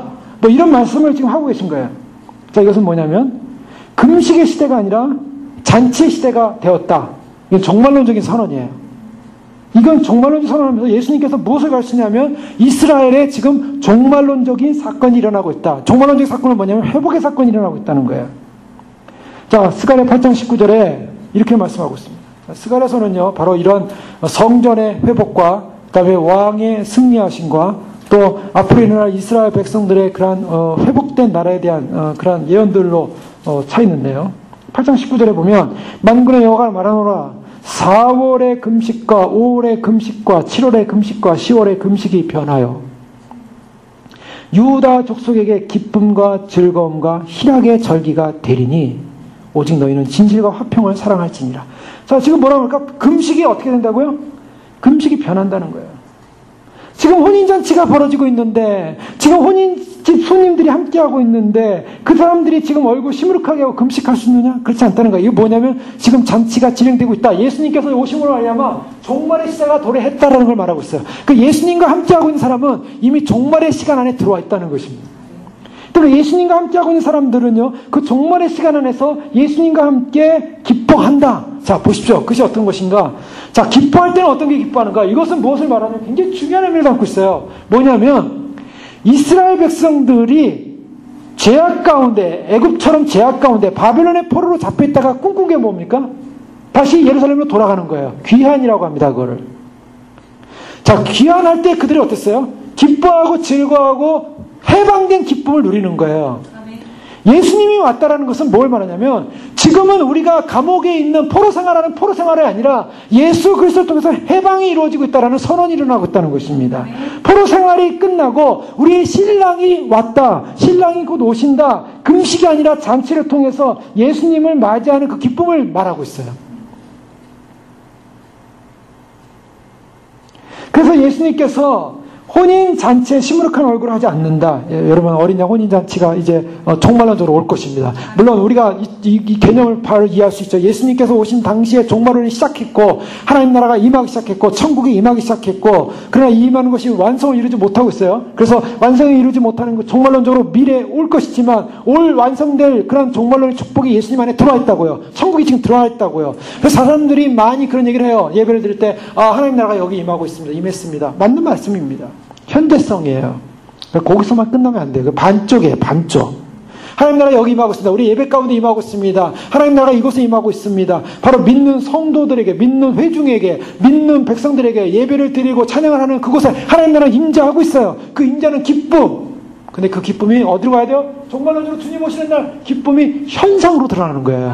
지금은 영으로 우리가 하고 있지만 그 영이 눈이 열려서 현상계로 들어가 버리는 거예요. 그 현상계로 들어가는 종말의 시간이 온다고요. 그 종말의 시간이 올 때, 혼인의 잔치 시간이 올 때 기뻐하고 즐거워하고 찬양하고 바로 그 즐거움의 기쁨이 예수 그리스도 안에 들어와 있다는 것입니다. 그렇기 때문에 예수님을 믿는 사람에게는 금식이 아니라 물론 우리가 기도제목을 금식할 수 있어요. 그런 개념이 아니에요. 포로된 자의 금식이 아니라 해방된 자의 기쁨, 희락, 화평, 사랑, 즐거움, 감겨. 항상 기뻐하라. 쉬지 말고 기도하라. 범사에 감사하라. 왜 가능한 얘기입니까? 종말론적인 자유가 일어났다는 거예요. 아멘. 자, 그런 것을 가르치셨다는 거예요, 주님은. 바로 성전과 더불어서 무엇이 오고 있냐면 성전과 더불어서 예수 그리스도의 종말이 들어오고 있다는 거예요. 메시아적인 해방이 들어오고 있다는 거예요. 새로운 새 성전이 이루어지고 있다는 거예요. 자, 더 나가서 예수님께서 성전에서도 그렇고 또 회당에서도 그렇고 사람들이 있는 곳에 예수님이 갈 때마다 예수님께서 병자들을 고치고 또 치유하는 사건이 일어납니다. 근데 그 병자들을 고치고 치유하는 사건이 일어날 때 예수님께서 하신 말씀이세요. 마태복음 9장에 보면 중풍병자가 예수님께로 오는 장면을 보죠. 그 예수님께로 올 때 그 예수님께서 중풍병자에 뭐라고 말하냐면 소자야 안심하라 내 죄사함을 받았느니라 이 선언을 해요. 자, 죄사함을 받았다. 자, 이것이 굉장한 사건입니다. 자, 우리는 예수님은 하나님의 아들이고 우리의 죄를 용서해주고 오신 분이기 때문에 죄사함 받았다. 당연히 말씀하시는 분으로 당연히 이해해요. 그런데 2000년도 돌아가서 우리가 유대 사회에 들어갔을 때 예수님께서 병자를 향하여 죄사함을 선포할 때는 이건 어마어마한 사건입니다. 자, 쉽게 얘기하면요. 이것도 다시 쉽게 얘기하면 이것은 이스라엘이 회복된다는 사건이에요. 자, 죄사함이라는 것은 결국 죄의 포로 생활에서 해방됐다는 거예요. 귀환의 상징이에요. 이것도 귀환의 상징입니다. 자, 이것은요. 이사야 40장 1절 2절에 이런 말씀이 있습니다. 너희의 하나님이 이르시되 너희는 위로하라 내 백성을 위로하라. 너희는 예루살렘의 마음에 닿도록 말하며 그것에게 외치라. 자, 보십시오. 그 노역의 때가 끝났고 포로생활 끝났다는 거예요. 그 죄악이 사함을 받았느니라. 자, 이사야서에서 말하는 하나님이 이스라엘 백성에게 죄 사함을 줄 때는 반드시 전제 조건이 뭐냐면 노역의 때가 끝났다는 선언이에요. 즉 사단의 노예, 죽음의 노예, 영원히 헤어날 수 없는 그러한 노예 생활이 이제 끝났고 죄사함 받았다. 아멘. 지금 죄사함을 선포할 때는요, 이스라엘이 더 이상 노역의 때가 아니라는 거예요. 자, 이것은 무엇을 말하냐면, 자, 굉장히 중요한 개념입니다. 자, 이스라엘 백성으로 다시 돌아간다 그랬죠? 유대 2000년으로 돌아갑니다. 우리가 이스라엘 백성, 유대 예루살렘에 살고 있습니다. 죄사함 받으려면 어디로 가야 됩니까? 어디로 가야 됩니까? 성전 가야 돼요. 성전 가서 어떻게 됩니까? 제사장에 의해서 또 대제사장에 의해서 중보자에 의해서 희생제다가 일어나요. 재물 가지고 와서 죄를 용서해 주세요. 그래야만이 너 무슨 죄를 졌냐? 아, 그래, 그러면 희생제물을 가져와라. 그래서 희생제물을 죽여가지고 피를 뿌리고 제단에 뿌리고 그래서 용서를 구해야 되는 거예요. 죄사함 받으면 어디로 가야 됩니까? 성전으로 가야 돼요. 근데 예수님이 성전도 아닌데 죄를 용서해 주고 있어요. 지금 희생제물도 안 갖다 놨는데 용서가 일어나고 있어요. 무엇입니까? 예수님 자신이 성전인 거예요. 아멘. 예수님 자신이 성전으로서 지금 죄를 용서하시는 바로 그 일을 하고 계신 거예요. 그러니까요, 이것은 다른 정치적인 용어를 쓸게요. 정치적인 용어를 쓰면 예수님은 반성전 운동을 하는 혁명가인 거예요. 자, 보십시오. 성전에 있는 사람들이 볼 때 자기가 성전이 아닌데, 성전에 일하는 사람도 아닌데 감히 가서 용서를 해주는 거예요. 감히 용서를 해주는 거예요. 네? 이게 다른 표현을 하면 좀 무슨 표현이 있을지 모르겠지만 DMV 직원도 아닌데요. 운전면허증 만들어주고요. 어디 무슨 정부에서 일하는 그런 공무원도 아닌데요. 저기 여권 만들어주고요. 패스포트 만들어주는 거예요. 막 너는 더 이상 이제 불법 체류자가 아니다. 너는 합법적인 체류자다. 이렇게 해주는 거예요. 그런데 정부기관에서 볼 때 저 사람이 누구길래 자기 마음대로 패스포트를 만들고 저 사람이 운전면허증 만들고 법을 어기고 있는 거예요. 지금 반국가운동을 하고 있는 거예요. 반성전운동을 하고 있는 거예요. 지금 저 사람 놔두면 되겠습니까? 안 되겠습니까?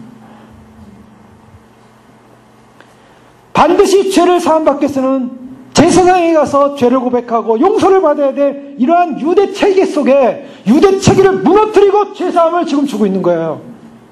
그분이 아무리 표적을 행하고 아무리 기적을 행하고 아무리 뭘 한다 할지도 이 제도를 무너뜨리고 있어요. 지금 유대 율법이 무너지고 있어요. 이게 어마어마한 사건이었어요. 그분이 메시아가 아닌 이상에는 그 일을 할 수 없다는 거예요. 아무도.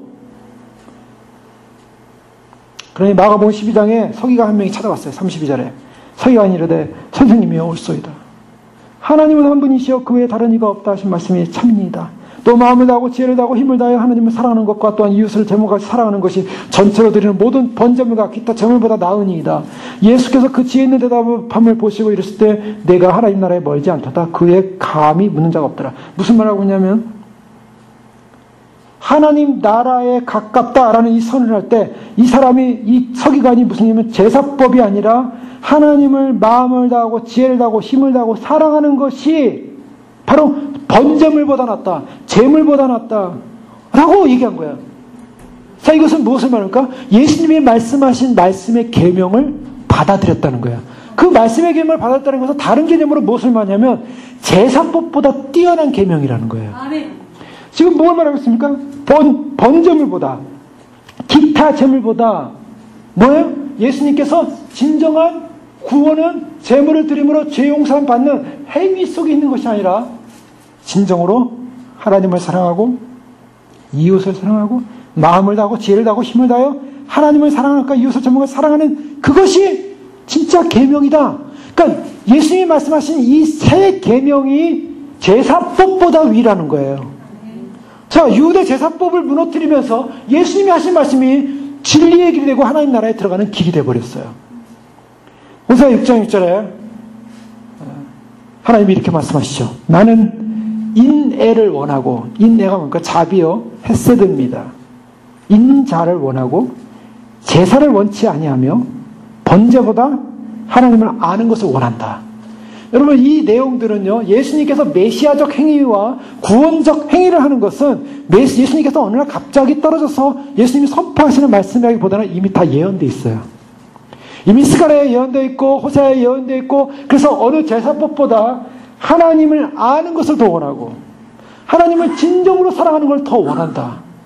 인내를 원한다는 것은 헤세드, 하나님의 영원한 사랑이, 하나님의 변치 않는 사랑입니다. 하나님의 변치 않는 사랑. 그렇습니다. 서기관이 말하기를 마음을 다하고 지혜를 다하고 힘을 다하고 하나님을 사랑하는 것이 내 이웃을 내 몸과 사랑하는 것이 전체로 드리는 번제물보다 기타 제물보다 낫습니다. 서기관이 놀라운 선언한 거예요.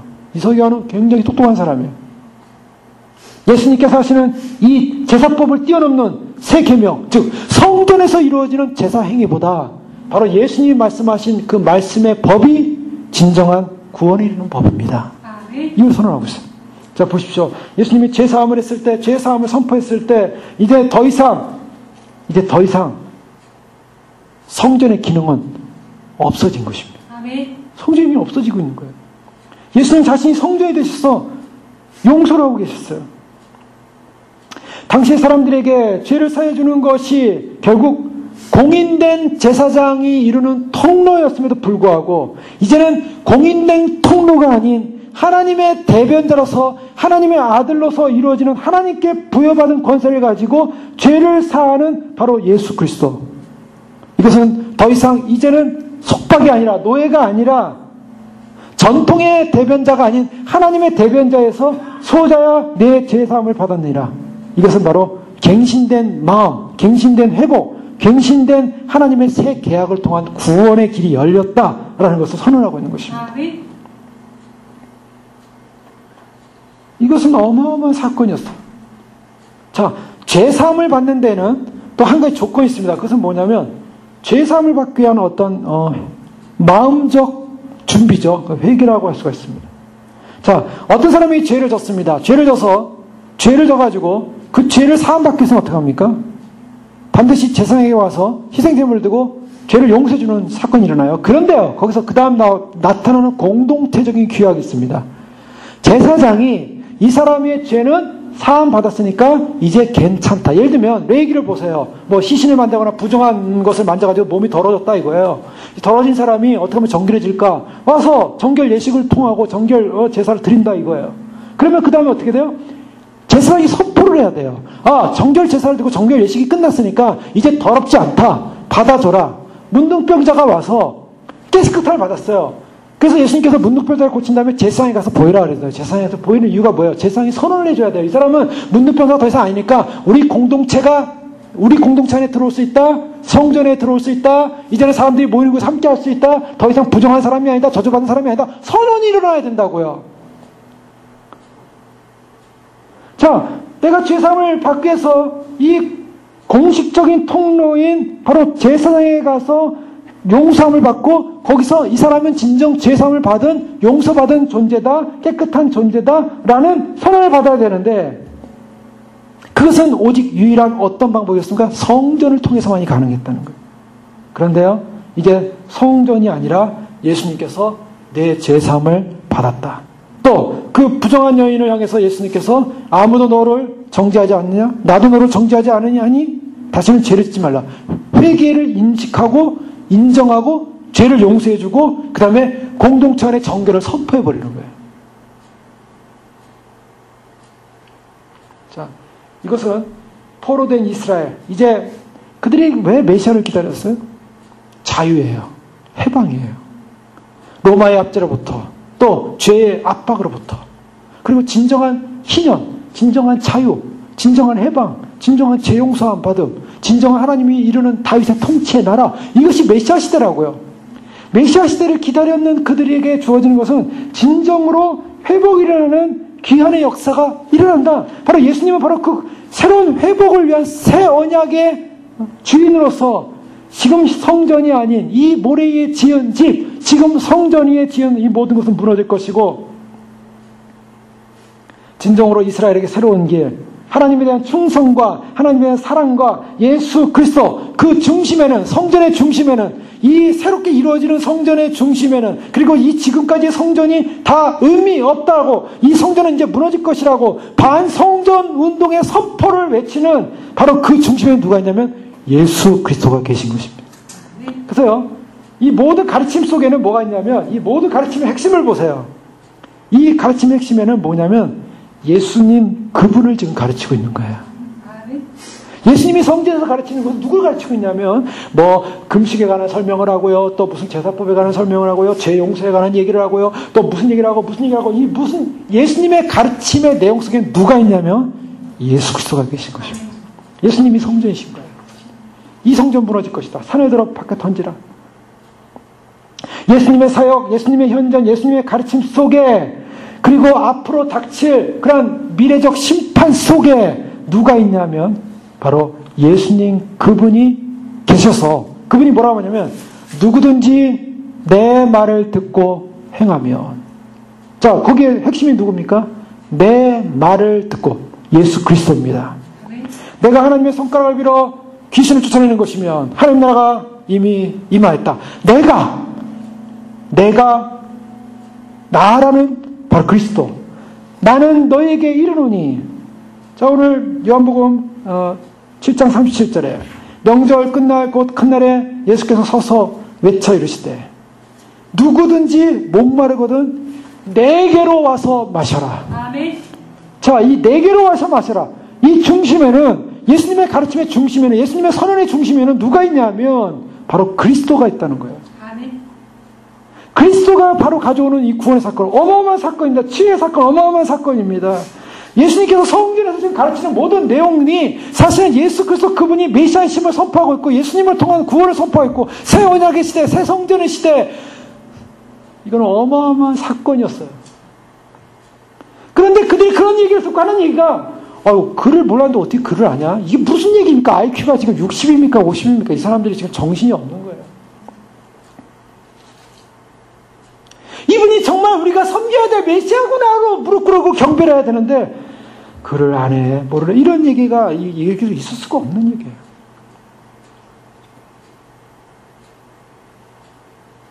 자, 예수님에게 글을 어떻게 하느냐, 어느 문화에서 배웠느냐. 바울은 나는 가마리엘 문화에서 배웠다 이렇게 얘기했죠. 예수님은 뭐 누구 문화에서 배운 적이 없어요. 예수님은 자신이 배운 건 하나님에게서 배웠다, 아버지에게서 배웠다, 그렇게 선포하셨어요. 자, 예수님에 대한 혐의가 비정상적인 정통성이 없는 혐의를 뒤집어 쓰였어요. 16절에 뭐라고 말씀하십니까? 사람이 예수께서 대답하시되 내 교훈은 내 것이 아니라 나를 보낸 이의 것이니라. 예수님의 정통성은 아버지로부터 받았다는 거예요. 그래서 1장 11절과 12절에 보면 형제들아 내가 너에게 말하노니 내가 전한 복음이 사람의 뜻을 따라 된 것이 아니요 이는 내가 사람에게서 받은 것도 아니요 배운 것도 아니요 오직 예수 그리스도의 계시로 말미암은 것이라. 사도 바울의 모든 내용들은요 사람에서 배운 게 아니라고 말하고 있어요. 예수 그리스도께 배웠다고, 예수 그리스도의 계시라고 말하고 있어요. 마치 이것입니다. 아버지의 영에, 예수님은요 바로 아버지로부터 직접 왔기 때문에 자신이 성전임을 선포하고 있는 거예요. 아버지께로 직접 왔기 때문에 자신을 통해서 용서가 일어난다는 걸 선포하고 있는 것이죠. 바로 그 중심에는 예수 그리스도가 계신 거예요. 예수님은 대충 믿어도 되고 안 믿어도 되고 대충 선택해도 안 선택해도 되고 그런 존재가 아니고 그런 분이 아니에요. 예수님 그분에게 우리의 전 존재, 전 인생, 전 삶을 다 맡기고 전 인생을 통해서 전 그분을 따라야 되고 그분을 따른데도 결코 손해보지 않는, 결코 후회하지 않는 영원한 영광이 함께할 줄을 믿습니다. 여러분 예수 그리스도는 얼마나 위대한 분이에요. 예수님은 내 교훈은 내 것이 아니다 라고 선포하고 있어요. 16절에 내 교훈은 내 것이 아니다 라고 말씀하죠.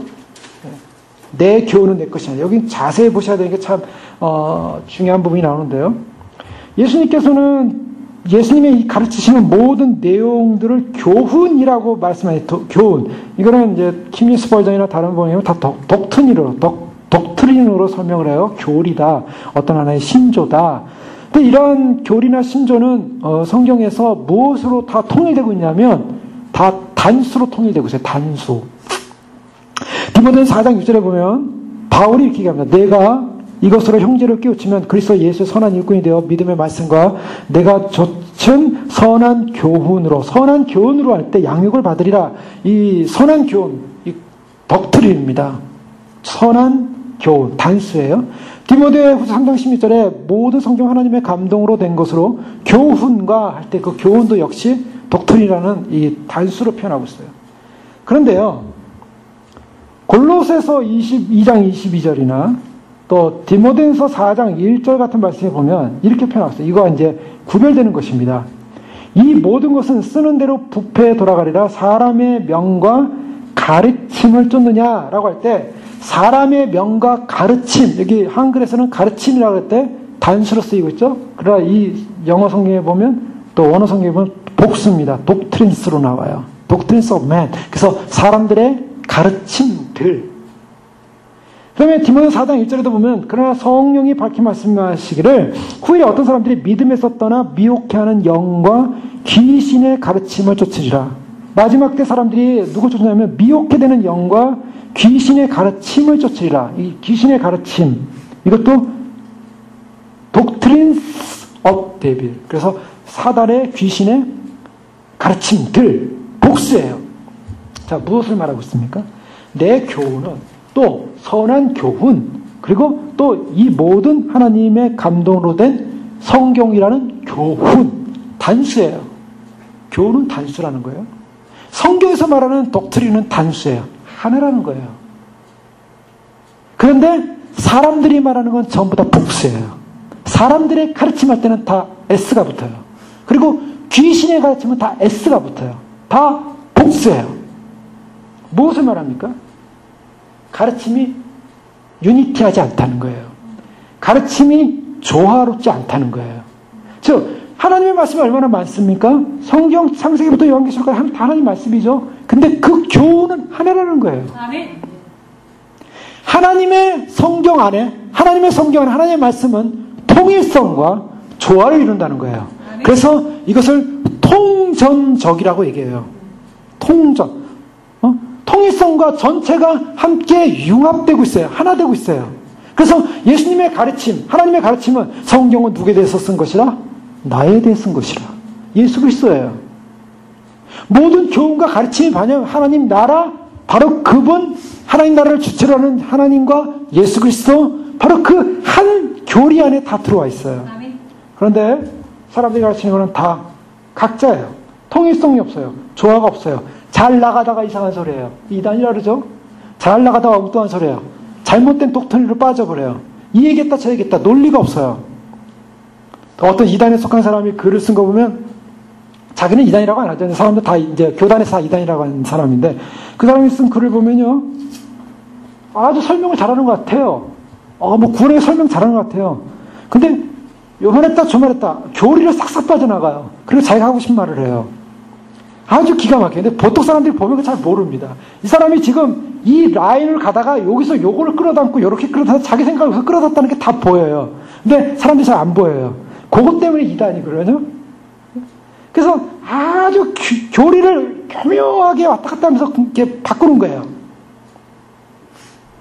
근데 재밌는 건 뭐예요? 마귀들도 자기 교리가 있다는 거예요. 여러분 잘 보십시오. 이 이단에 속한 사람들의 교리들 보면요. 마귀들의 교리예요. 마귀들도 교리가 있어요. 마귀가 그냥 무조건 뭐 도깨비 모양하고 와서 무조건 겁만 주는 게 마귀가 아니라요. 아주 기가 막히게 이성적입니다. 여러분 철학 세계 속에 들어가 봐요. 철학이라는 책을 한번 보세요. 18세기, 19세기 나온 독일 철학, 이런 철학들의 책을 깊이 들어가면요.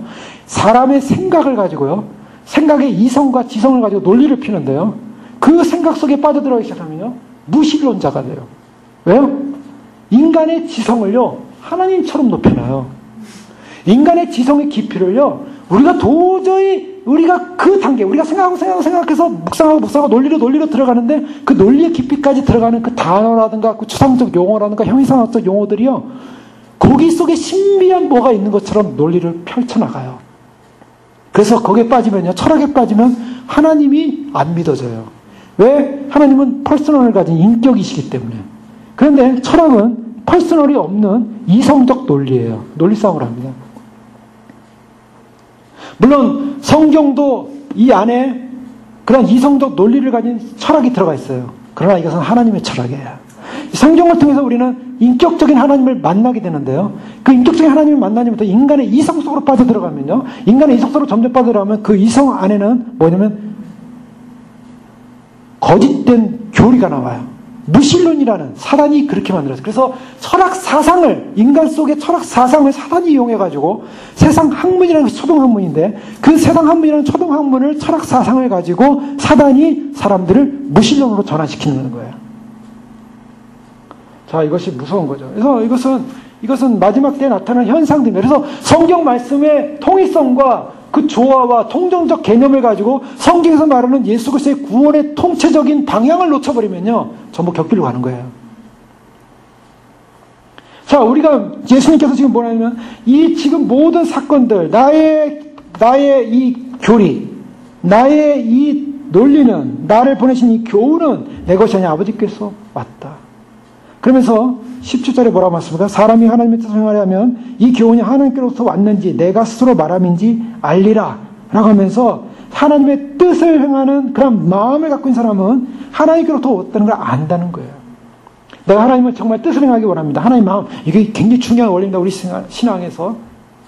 여러분 사람들이요 관심 갖는 게 누구의 뜻입니까? 누구의 뜻이에요? 하나님의 뜻이 어디 있는가에 관심을 가져야 됩니다. 사람들이 하나님의 뜻에 관심이 없고 사람에게 관심이 있고 나에게 관심이 있기 때문에 우리가 하나님의 말씀을 알지 못하고 예수 그리스도를 못 발견하는 거예요. 왜 주님 오심을 사람들이 못 믿느냐? 하나님의 뜻에 대해서 관심이 없기 때문이에요.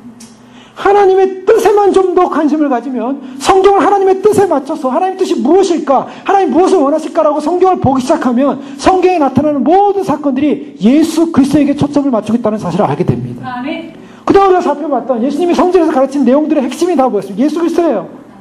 예수님의 구원 사건, 종말이 이루는 사건, 종말이 이미 온 사건, 종말을 이루실 사건, 예수님이 완성이라고요. 예수님 그분 안으로 들어가서 생각해 보세요. 예수님이 2000년 전에 십자가에 못 박혀 돌아가신 그 사건, 누가 알아주도 인정해주지 않고 예수님은 예수님의 때에 돌아가시기 위해서 그 사역을 하셨고, 예수님은 외롭게 혼자 제자들만 다 떠나간 사이에서도 예수님은 십자가에 못 박혀 돌아가셨다고요. 왜요? 하나님의 뜻이었기 때문에. 그리고 그 하나님의 뜻을 이루신 예수님께서 부활하셔서 이제는 다시 이 영광스러운 통치를 위하여 다시 오신다는 하나님의 계획, 하나님의 새하늘과 새 땅이 이루어지는 하나님의 나라.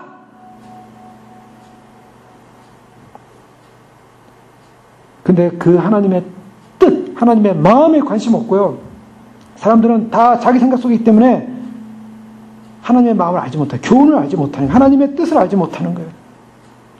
그런 사람들의 특징은 뭡니까? 18절에 스스로 말하는 자는 자기 영광만 구하되 보내신 이의 영광을 구하는 자는 참되니 그 속에 불의가 없느니라. 예수님께서 굉장히 중요한 그런 기준점을 말씀하고 있어요. 그 기준점은 무엇이냐면 정말 하나님의 뜻을 구하고자 하는 사람은 자기에게 관심 없다는 거예요. 아멘. 자기 뜻에 관심 없다는 거예요. 아멘. 하나님의 뜻에 관심 있는 사람은 자기 영광에 관심 없다는 거예요. 보내신 이의 영광을 구한다는 거예요. 여러분, 우리가 그의 나라와 그의 의를 먼저 구하라고 주님 말씀하시잖아요. 그러면 이 모든 것을 너에게 더하시리라. 사람이요, 자기 영광을 구하는 사람들의 뜻은 무엇이겠습니까? 그 생각의 뜻이 자기에게서 나온 사람들이에요. 어떤 사람이 무슨 공부하는데 무슨 하나를 발견했다고 생각해요. 어떤 수학의 공식 하나를 발견했다고 생각해 보십시오. 과학의 어떤 사이언스의 어떤 공식 하나 발견했다고 생각해 보십시오. 그러면 그런 발견한 사람이 그것을 갖다가 나타내고 증거하기를 바라고 있지 않겠습니까? 그래서 자기의 이름을 빌어서 자기 이름의 포뮬라, 자기 이름의 무슨 공식 해서 드러낼 거예요. 자기에게서 생각이 나온 사람은요, 자기에게서 생각이 나온 사람은 자기 영광을 구하는 일에 최선을 다할 거예요. 자기가 어떤 책을 하나 썼다고 생각해 보세요. 그러면 그 책을 홍보하기 위해서만 알릴 거 아니겠습니까? 내가 이런 책을 썼다, 대단한 책을 썼다, 굉장한 책을 썼다. 그렇지 않겠어요? 그런데 하나님의 뜻을 구하는 사람은 자기에게서 나오지 않았기 때문에 누구의 영광을 구해요? 이것은 하나님의 영광입니다. 하나님께로부터 왔습니다. 자, 하나님의 영광을 구하는 것이 하나님의 뜻을 따르는 백성들의 길인 줄 믿습니다. 아멘. 우리는 우리 자신의 길을, 우리 자신을 드러내고 싶잖아요. 바리새인들 인간에게서 드러나길 원했겠죠? 그러나 하나님의 진정한 뜻을 구하는 사람들은, 그래서 자신을 드러내는가, 주님을 드러내는가? 주님이 이분이시라고 주님을 알려주는가, 자기를 드러내는가? 자기 높임 속에 빠져 있는가, 아니면은 주님의 뜻이 무엇인가를 알리는가? 자기 영광을 구하는가, 하나님의 영광을 구하는가? 자기 자신에 대해서 말하는가, 그리스도에 대해서 말하는가? 여러분, 우리의 언어가 어디에 대해서 있습니까? 우리의 생각이 어디에 대해서 있습니까? 우리는 우리의 관심과 생각과 우리의 뜻이 바로 그리스도에게 있어야 될 줄을 믿습니다. 일단 그리스도에게 초점을 두고 있으니까 그리스도가 오신다. 얼마나 복된 소식이에요. 아멘. 우리의 자랑이 어디 있습니까? 우리의 전파되는 것이 무엇입니까? 자, 예수님께서는요, 바로 이 말씀하시면서 그들에게 뭐라고 말하냐면, 너희가 하나님 무엇을 문제 삼았습니까? 배우지도 못했는데, 어떤 문화에서 공부한 사람도 아닌데, 이런 얘기 하니까, 예수님께서 이 교훈은 아버지께로부터 왔다고 하시면서 뭘 지적하냐면, 너희는 그러면 잘 배웠냐? 잘 배워서 좋겠다? 너희는 얼마나 잘 배웠냐? 그렇게 훌륭하게 배웠냐? 그래. 그래서 율법을 너무 잘하는구나. 율법을 너무 잘 알아가지고 너희는 육계명을 어기면서 나를 죽이려고 하냐? 그 사리가 등등하냐? 자, 이렇게 말씀하시는 거예요. 지금 반문하고 있는 거예요. 예수님은 진리를 말씀하시고 생명을 말씀하시는데 그들이 가진 것은, 그들의 불신 속에는 적의 증오밖에 없어요.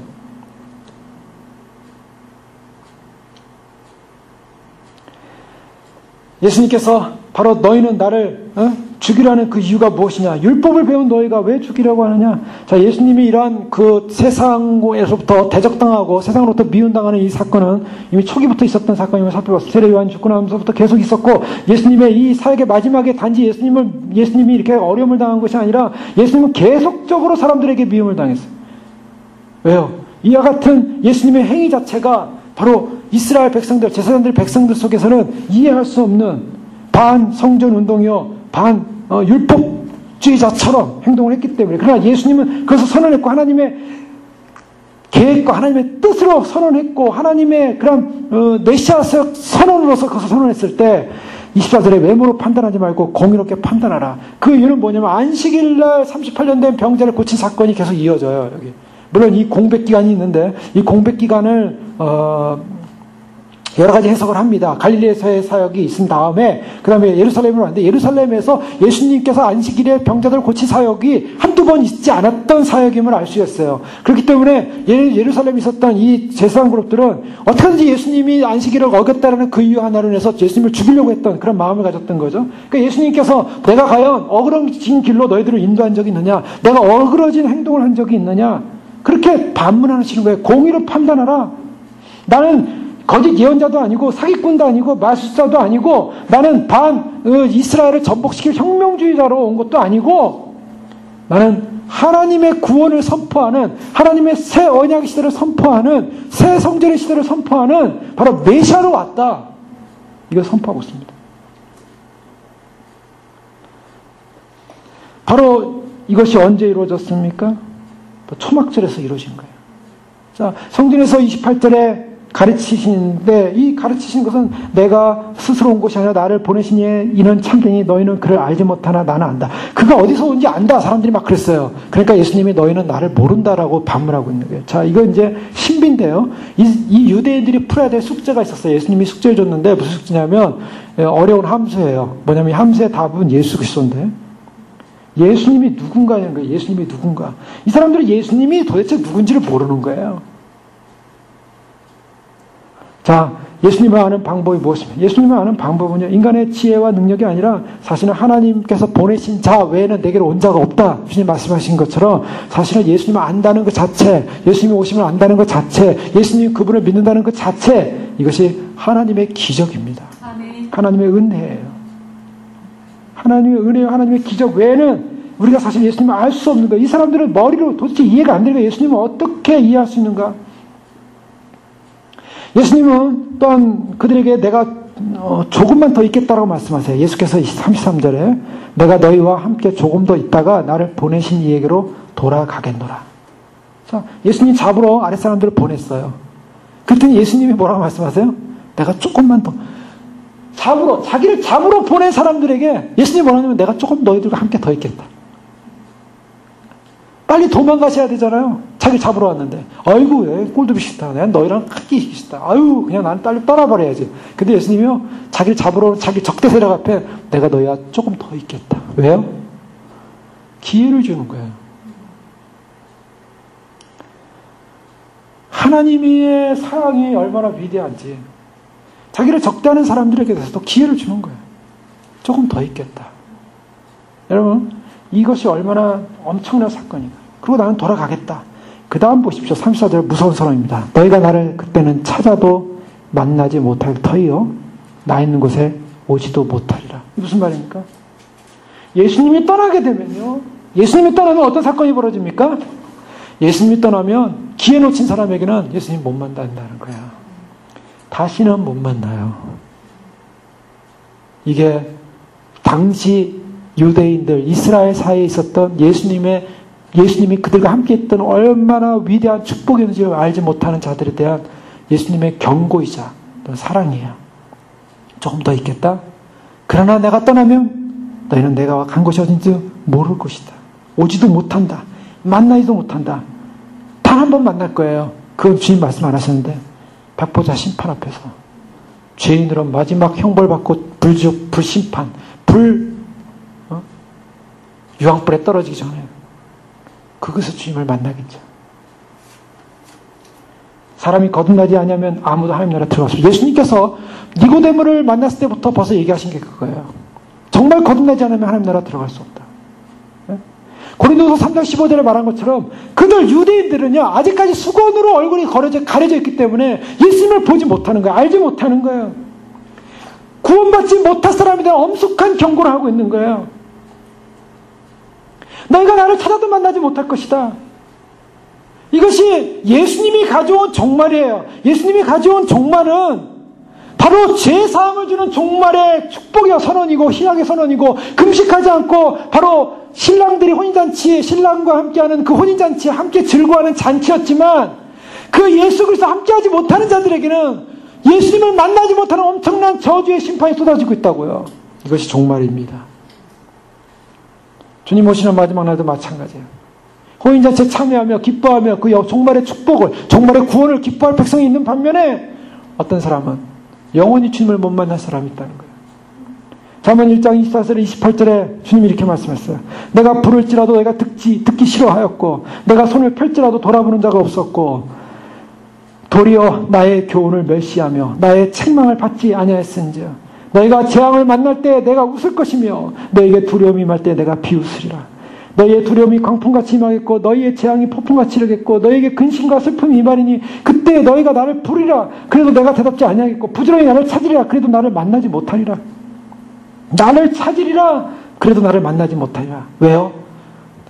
내가 불러도 듣기 싫어했고 내가 손을 펴려도 돌아보는 자 없었고 나의 교훈을 멸시했고 나의 책망을 받지 아니하였기 때문에. 여러분 듣지 않았어요. 돌아서도 주님을 보지도 않아요. 그리고 교훈을 멸시하고 받아들이지 않았어요. 책망을 받지 않았어요. 그때 주님께서 재앙 만날 때 우습겠다고. 누가복음 13장 24절에 좁은 문으로 들어가기를 힘쓰라. 내가 너에게 이르노니 들어가기를 구해도 못하는 데가 많으리라. 집주인이 문을 한 번 닫은 후에 너희가 밖에 서서 문을 두드리며 주여 열어주소서 하면 저가 대답해 가로되 나는 너희가 어디로서 온 자인지 알지 못하노라. 주인이 문을 한 번 닫은 후에 문을 2번 열어주지 않습니다. 아멘. 문을 3번, 4번 열어주지 않아요. 아멘. 문이 한 번 닫히면 끝이에요. 아멘. 자, 지금 그래서 요청하는 거예요. 그래서 이사야 55장 6절에 너희는 여호와를 만날 만한 때 나를 찾으라. 가까이 계실 때 그를 부르라. 찾으라. 부르라. 그러면서 주님이 하신 말씀이 내가 이제 곧 떠나는데 떠나면은 너희가 나를 만나지도 못하고 찾지도 못할 것이고 너희에겐 구원이 없다. 그래서 주님이 명절 끝날 37절에 초막절에 선언하는 것입니다. 큰 날에 예수께서 외쳐가라사대 때 누구든지 목마르거든 내게로 와서 마시라. 나를 믿는 자는 성경에 이른 것 같이 그 배에서 생수의 강이 흘러나리라. 누구든지 목마르거든 어떤 사람이 목마른 사람입니까? 결핍 있는 사람, 결핍 있는 사람. 어떤 결핍이 인간은 다 결핍을 가지고 있어요. 육체적인 결핍을 가지고 있는 사람은요, 예수님을 어떻게 찾습니까? 육체적인 결핍을 쳐달라고 찾아요. 쾌락 주세요, 돈 주세요, 명예 주세요, 잘되게 주세요, 안락한 삶 주세요, 내가 멋대로 살게, 내가 원하는 거 다 주세요. 주님, 나의 육체를 만족시켜 주세요. 육체의 결핍인 사람은 예수님이 내게로 와서 마셔라 하라는 걸 이렇게 이용하는 거죠. 어떤 사람은 자아만족이에요. 자아만족, 나의 자아. 여러분, 자아만족을 언제까지 우리는 시켜야만 합니까? 사람들이 이 땅을 살면서요, 서울에 사는 어떤 사람은 자아가 만족, 어떤 사람은 늦게라도 공부하는 사람이 있어요. 뭐 어떤 분, 70대 분 보니까 한국에 70대 분이 방송통신대학 학생이 됐다고 신문에 나온 걸 봤어요. 그분은 공부를 하고 싶었던 것 같아요. 70의 노인이시지만 방송통신대학을 들어가신 거예요. 네? 뭐 사람들의 이 자아만족, 나를 자아시키는, 자아를 성취시키는 것이 뭔가? 내 평생에 성취하지 못한 거, 그거 한번 성취시키고 싶은 게 인간의 욕망이라고요. 자유세계에 없는 사람, 독재세계에 있는 사람, 공산권에 있는 사람은 자유를 얻고 싶어요. 자유를 소망해요. 뿔이라는 영화가 있지 않았습니까? 드라마. 그 뿔이라는 영화에 그 흑인들이 노예를 쓰면서 노예에 해방되고 싶어 얼마나 노력해. 어떤 사람은 도망가다 잡혀가지고 도끼로 다리를, 발목을 잘라서 찍는데도 그래도 자유를 원하는 거예요. 근데 그 자유를 얻은 흑인들이 지금 그 자유의 기쁨 속에 얼마나 자유롭게 만족하며, 인간의 성취욕이나 자아 욕망이라는 것은요, 가만히 들여다보면 인간 안에 있는 죄의 욕망이에요. 왜요? 어떻게 보면요, 물론 하나님께서 주시는 어떤 자아, 그 자아라는 것은 하나님을 마음껏 섬기고 하나님을 정말 예배할 수 있는 하나님 안에서의 진정한 자아만 하는데, 그것이 인간 성취를 위한 자아라면 문제가 있다는 거예요. 나도 한번 그런 사람이 되고 싶다. 나도 한번 명예를 얻고 싶다. 나도 한번 유명해지고 싶다. 다른 사람이 인정받고 싶다. 나도 한번 그런 위치에서 사람들이 나를 존경하는 사람이 좀 되고 싶다. 세상 말로 하면 나도 한번 먹이면서 내가 정말 멋들어지게 한번 살고 싶다라는 욕망에 사로잡힌 그러한 자기 욕망, 자기 결핍함을 가진 사람들. 그런데 그것을 만약 가졌다고 생각해 보십시오. 그것을 혹시나 종로타고 생각해 보십시오. 아니면 자만하다가, 아니면 종로타다가 평생 그것에 종로타다가 영원한 사망에 들어가는 거예요. 자, 저희가 지금 살펴본 것은 바로 이 성전의 핵심과 성전의 중심과 모든 인생의 중심, 이스라엘이 필요한 중심은 누구였냐? 그리스도였어요. 그리스도, 그분이 오셔서 그리스도가 메시아라는 걸 선포하고 있었어요. 성전의 핵심의 그리스도가, 이 초막절은 뭐냐면요, 이 초막절은 바로 이미 스가랴서에 말한 것처럼 하나님이 함께하는 절기예요. 하나님이 임재하는 절기예요. 하나님께서 함께하는 절기. 스가랴 10장 1절에 봄비가 올 때 여호와 곧 구름을 일게 하시는 여호와께 비를 구하라. 성경에 비를 구하라는 내용이 나와요. 이 비를 구하라. 마치 그 이방 종교들이, 바알 종교들이 풍요를 위해서 비를 구한 것처럼 하나님도 봄비가 올 때 비를 구하라. 그러면 무리에게 소낙비를 주셔서 밭에 채소를 각 사람에게 주시리라. 또 스가랴 14장 17절에 보면 초막절을 지키는데요, 초막절을 지키러 오지 않은 사람은 땅에 있는 족속 중에 그 왕 만군의 여호와께 경배하러 예루살렘에 올라오지 아니하는 자들에게는 비를 내리지 아니한즉, 예, 비를 내리지 아니하겠대요. 이 비라는 것이 무슨, 스가랴에서 비라는 것이 하나의 그 상징적 의미를 갖고 있어요. 하나님의 은총이에요. 축복이에요. 그 초막절에 이 비라는 것 때문에 아마도 예수님 당시 200년 전부터 비를 상징하는 이 물 쏟는 행위를 했어요. 그래서 실로암 못에 가가지고 물을 떠다가, 금그릇에서 물을 떠다가 제사장이 새벽에 아침에 와가지고 그 제사 드리는 곳에다 물을 부어요. 그래서 번제에다 물을 쫙 부어가지고 하나님이 우리에게 비를 주셔서 이런 행위를 했다고요. 이때도 그런 물을 부는 행위가 일어나는 사건이었을 거예요. 그때 예수님께서 진정으로 목마른 사람은 내게로 와서 마셔라. 진정한 생수가 내게 있다. 바로 물 모티브를 가지고 지금 말씀하시는 거예요. 지금 너희가 아무리 실로암에서 물을 부어다가 비를 구하고 스가랴에서 말한 그 비를 구한다 할지라도 너에게는 진정한 만족이 없을 것이다. 진정으로 결핍함을 느꼈다면, 진정으로 나를 만나기 원한다면 내게로 와서, 누구에게로? 내게로. 예수님의 메시지 핵심은 나예요. 예수 그리스도예요. 예수 그리스도로 와라. 결핍함을 인식한 인생들은 뭡니까? 그 결핍함을 인식한 인생들은요, 다른 말로 하면 로마서 7장 24절에 말한 바울의 선언입니다. 오라, 나는 공고한 사람이다. 사망의 몸에서 누가 나를 건져내랴? 누가 결핍함을 느낀 사람이냐? 어떤 사람이 결핍한 사람이냐? 자기 욕망에 결핍한 사람이 아니고요. 자기 육체적 만족을 얻지 못해서 결핍한 사람이 아니고요. 성경에서 말하는 목마른 사람이라는 사람은 어떤 사람인가? 진정한 죄로부터의 해방이 필요한 사람이라는 거예요. 아멘. 진정한 죄로부터의 해방. 그 진정한 죄로부터의 해방이라는 것을 갈망한 사람은 어떤 사람인가? 자기가 죄인이라는 걸 인식하는 사람이에요. 자기가 죄인이라는 걸 인식하려면 어떡합니까? 여러분, 우리가 더럽다는 걸 잘 몰라요. 아유, 더러워 그럽니까 사람들이? 아니요. 이 손에 있는 거, 손바닥을 아마 현미경으로 본다고 생각해 보십시오. 예? 그러면 엄청난 여기 박테리아와 더러운 것이 있을 거예요. 사람 얼굴에도 몸에도 다 무슨 이상한 벌러지들이 많다잖아요. 세균들이. 예? 그리고 다 없애려고 하잖아요. 자, 그걸 딱 보는데, 어이, 더러워. 어이구, 내가 이렇게 더러운 줄 몰랐네? 충격받지 않겠습니까? 깨끗하게 하려고 노력하겠죠? 자, 무슨 말입니까? 내가 죄인이라는 결핍을 느끼려면요, 성경 말씀을 통해 내가 죄인이라는 것을 인식해야 돼요. 성경 말씀을 보고 묵상하고 그 말씀이 주님의 말씀으로부터 내가 죄인이라는 인식된 마음이 없는 이상 주님을 찾지 않습니다. 내가 죄의 시궁창 속에 빠져있는 존재라는 그러한 존재, 내가 내 입에서 나오는 말과 나의 생각 속에 온갖 더러움이 있고, 또한 내가 깨끗하게 살기 원하지만 깨끗하게 살지 못하는 자기의 죄성을 보면서 자기의 더러움을 깨닫는 그 인생만이 십자가를 바라볼 수 있어요. 근데 한 번도 하나님의 말씀이 자기 양심을 뚫고 들어와서 심령에 너는 더러운 자야, 너는 죄인이야 라고 말하지 않는 사람은 절대로 하나님을 찾고자 하는 목마름이 없다고요. 주님을 찾고자 하는 목마름이 없습니다. 설교를 들으면 답답하고 주님을 만나지 않고 순종을 하려니 억지로 하려니 힘들고 생수를 마셔야 되는데 생수가 마시지 못해서 날마다 목마르고, 왜 그런가? 자신의 비참함을 한 번도 느껴보지 않았어요. 지금이 기회라는 생각을 한 번도 해보지 않습니다. 여러분, 예수 그리스도를 찾는다는 것은, 예수님을 찾는다는 것은 내가 환자고 나는 죽을 죄인이라는 것을 인식하는 사람은 예수님을 찾게 돼 있어요. 사람들이 왜 예수님을 안 찾고 있냐면 자기가 죽을 죄인이라고 생각 절대 안 하는 거예요. 의사를 찾을 때 자기가 환자라는 생각하고서 찾아야지 의사로부터 고침을 받고 치유를 받는데, 내가 잘 살고 나는 똑똑한데 내가 예수 믿어서 내가 더 잘 살고 더 똑똑해져야지, 이따위 생각하는 사람들은 주님을 만날 수 없다고요. 주님은 여기서 내게로 오라 라고 하는 것은, 누구든지 목마른 사람 내게로 오라는 것은, 하나님, 내가 정말 주님 앞에서, 말씀 앞에서 나는 노예요, 절망입니다. 나는 정말 소망이 없습니다. 정말 주님, 내가 주님 외에는 내가 진정한 소망이 없는 존재인 것을 알고 있습니다.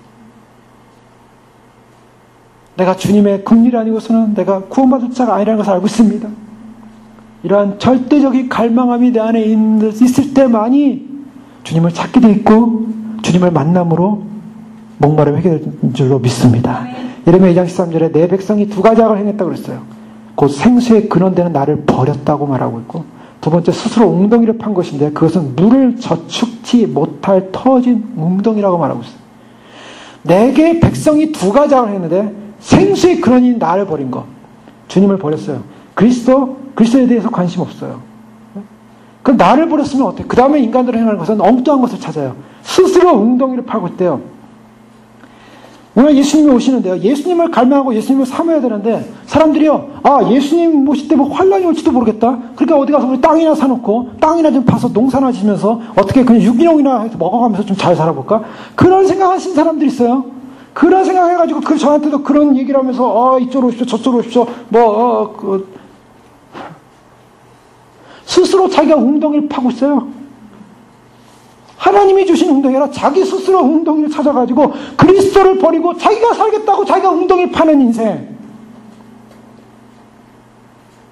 여러분 맞습니까? 지금요 예수님께서 이 말씀하시는 누구냐면 교도소에 있는 사람한테 얘기하는 거 아니에요. 교도소에 있는 사람 다 죄인이지 내게로 와서 마시 이렇게 말씀하지 않으세요. 지금 종교인들이에요. 초막절 행사 다 기쁨으로 와가지고 다 그 절기에 참여하는 바로 예루살렘에 몰려든 열심히 있는 종교인들에게 주님이 뭐라고 하냐면 유대 성전에서 너희가 구원의 길을 생명의 길을 비를 물을 찾는 것이 아니라 내게로 오라 해요. 많은 사람들이 교회를 다니면서도 그리스도를 만나지 못하고 그리스도를 가지 않고 자기 절망을 못 느끼고 자기 스스로 우물을 파서 아무리 물을 부어봤자 거기에 구원이 없다는 거예요.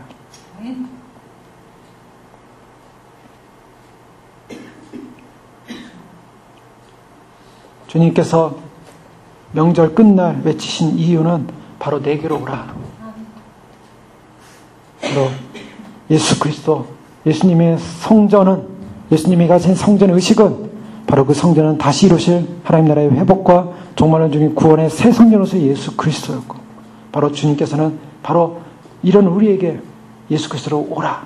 요한계시록 7장 10절에 이는 보라, 보좌 가운데 계신 어린 양이 그들의 목자가 되어 생명샘으로 인도하시고 하나님께서 그들의 눈에서 모든 눈물을 씻어주실 것입니다. 주님 오시는 혼인 잔치날 우리 생수 대신 예수 그리스도 안에서 우리의 모든 눈물을 씻어주시고 생명수 강으로 인도받음으로 영원히 주님과 함께 생수의 강에서 영원히 목마르지 않은 그런 생명수를 마시고 영생하는 저희들 되시길 주 이름으로 축원합니다. 기도하겠습니다. 시간 기도하면서 주님 그렇습니다. 말씀대로 예수님을 모시고 예수님을 생수로 삼아 참으로 우리의 절망을 봅니다. 참으로 나의 권고함을 봅니다. 주님 외에는 소망이 없습니다. 예수님 외에는 소망이 없습니다. 예수님만이 영광이고 예수님만이 모든 것입니다. 우리 인생의 존재도 예수님이고 우리가 사는 것도 예수님이고 먹고 마시고 기다리고 준비하고 모두 예수 그리스도입니다. 그리스도 주님만이 모든 것이게 주님과 연합되어 승리하게 하시고 연합되어 살게 하시고 우리의 절망을 보면 마지막까지 주님 신뢰함으로 주님 이제 곧 오실 주님을 영광 가운데 주님의 해방, 주님의 축복, 주님의 혼인잔치 영광에 참여할 수 있도록 축복하여 주시옵소서. 함께 기도하겠습니다. 할렐루야. 아버지 하나님 감사합니다.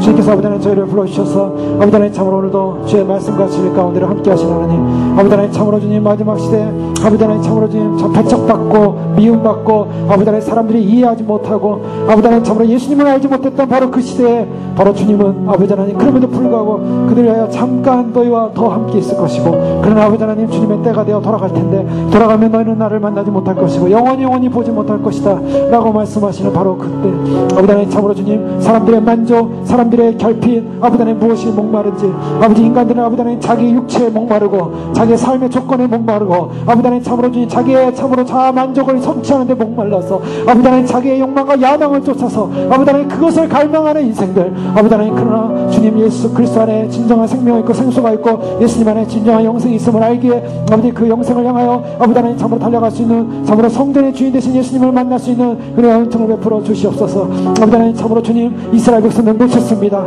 예수님을 놓쳤습니다. 예수님을 바로 눈앞에 보면서 그들에게 찾아온 성전이신 예수님을 발견하지 못했습니다. 그들에게 찾아오신 바로 생명이신 예수님을 발견하지 못했습니다. 아버지 하나님 그들에게 진정한 잔치를 베푸시고 정말로 구원의 은총을 베푸시는 예수님을 만나지 못했습니다. 아버지 하나님 그들이 참으로 주님을 의지하지 못함으로 하여마 아버지 하나님 참으로 예수님을 발견하지 못함으로 하여마 수많은 종교성을 가진 인생임에도 불구하고 그리스도를 발견하지 못하고 아버지 하나님, 주님이 필요하다는 사실을 인식하지 못하고, 한 번도 자기 자신이 죄인이라는 사실을 인식하지 못하고, 아버지 한 번도 자기 자신이 의롭고 정결하여서 참으로 주님을 맞이할 수 있다고 아버지 그런 생각 속에 빠져 있지 않게 해주시고, 두려움과 떨림과 아버지 하나님 경외함으로 주님을 바라보며 아버지 하나님 참으로 주님을 신뢰함으로 달려갈 수 있는 믿음으로서 있게 하여 주시옵소서. 아버지 하나님 참으로 그리스도만이 우리의 생명이십니다. 그리스도만이 우리의 구원이십니다. 그리스도만이 우리의 능력이십니다. 그리스도만이 우리의 모든 것입니다. 이제 오실 주님을 향하여서 증거하며 선포하게 하시고, 아버지 하나님 그리스도 오시는 주님을 경배하게 해주시고, 아버지 하나님 참으로 주님께서 오신 그날에 주님 앞에 설 수 있도록 하나님 우리를 불쌍히 여겨주시옵소서. 아버지 하나님 참으로 주님, 아버지 하나님 주의 오심을 알고 준비하며 가고 있습니다. 아버지 하나님 참으로 주님, 세상이 우리를 미워하나, 아버지 하나님 참으로 세상이 참으로 아버지 하나님 것을 인정하지 않아, 아버지 하나님 그러나 주님께 향한 것이요, 아버지 하나님 주님을 향한 그러한 믿음 속에 우리가 다시 한번 들어갈 수 있도록 하나님 축복하여 주시옵소서. 오 주님 감사합니다. 할렐루야.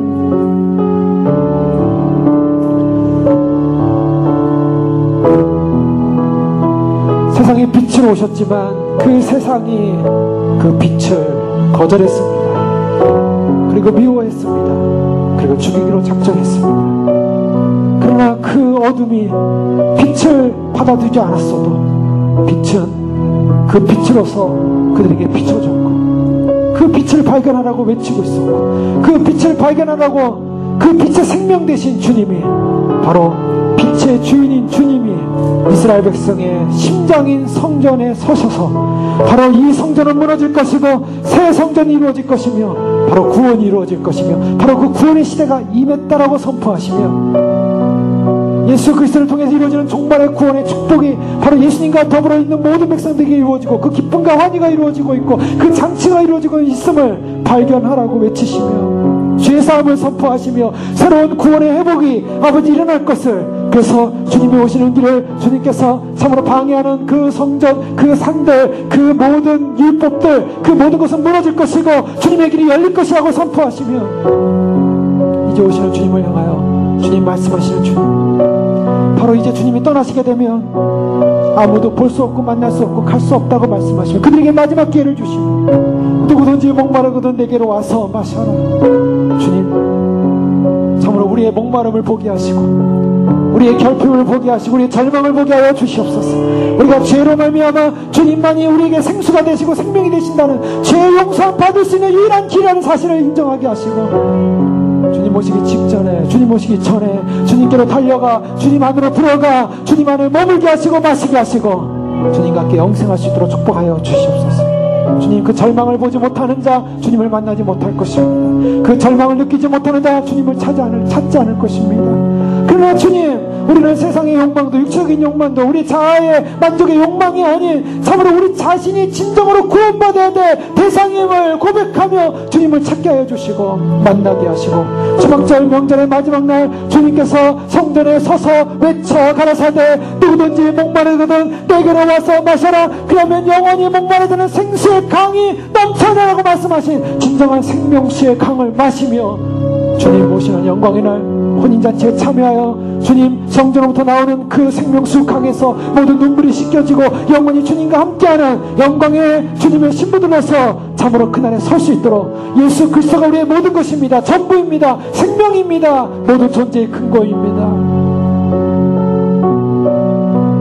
주님만을 자랑하며 주님만을 생명 삼아 마지막까지 승리하는 믿음의 승리자들이 될 수 있도록 축복하여 주시옵소서.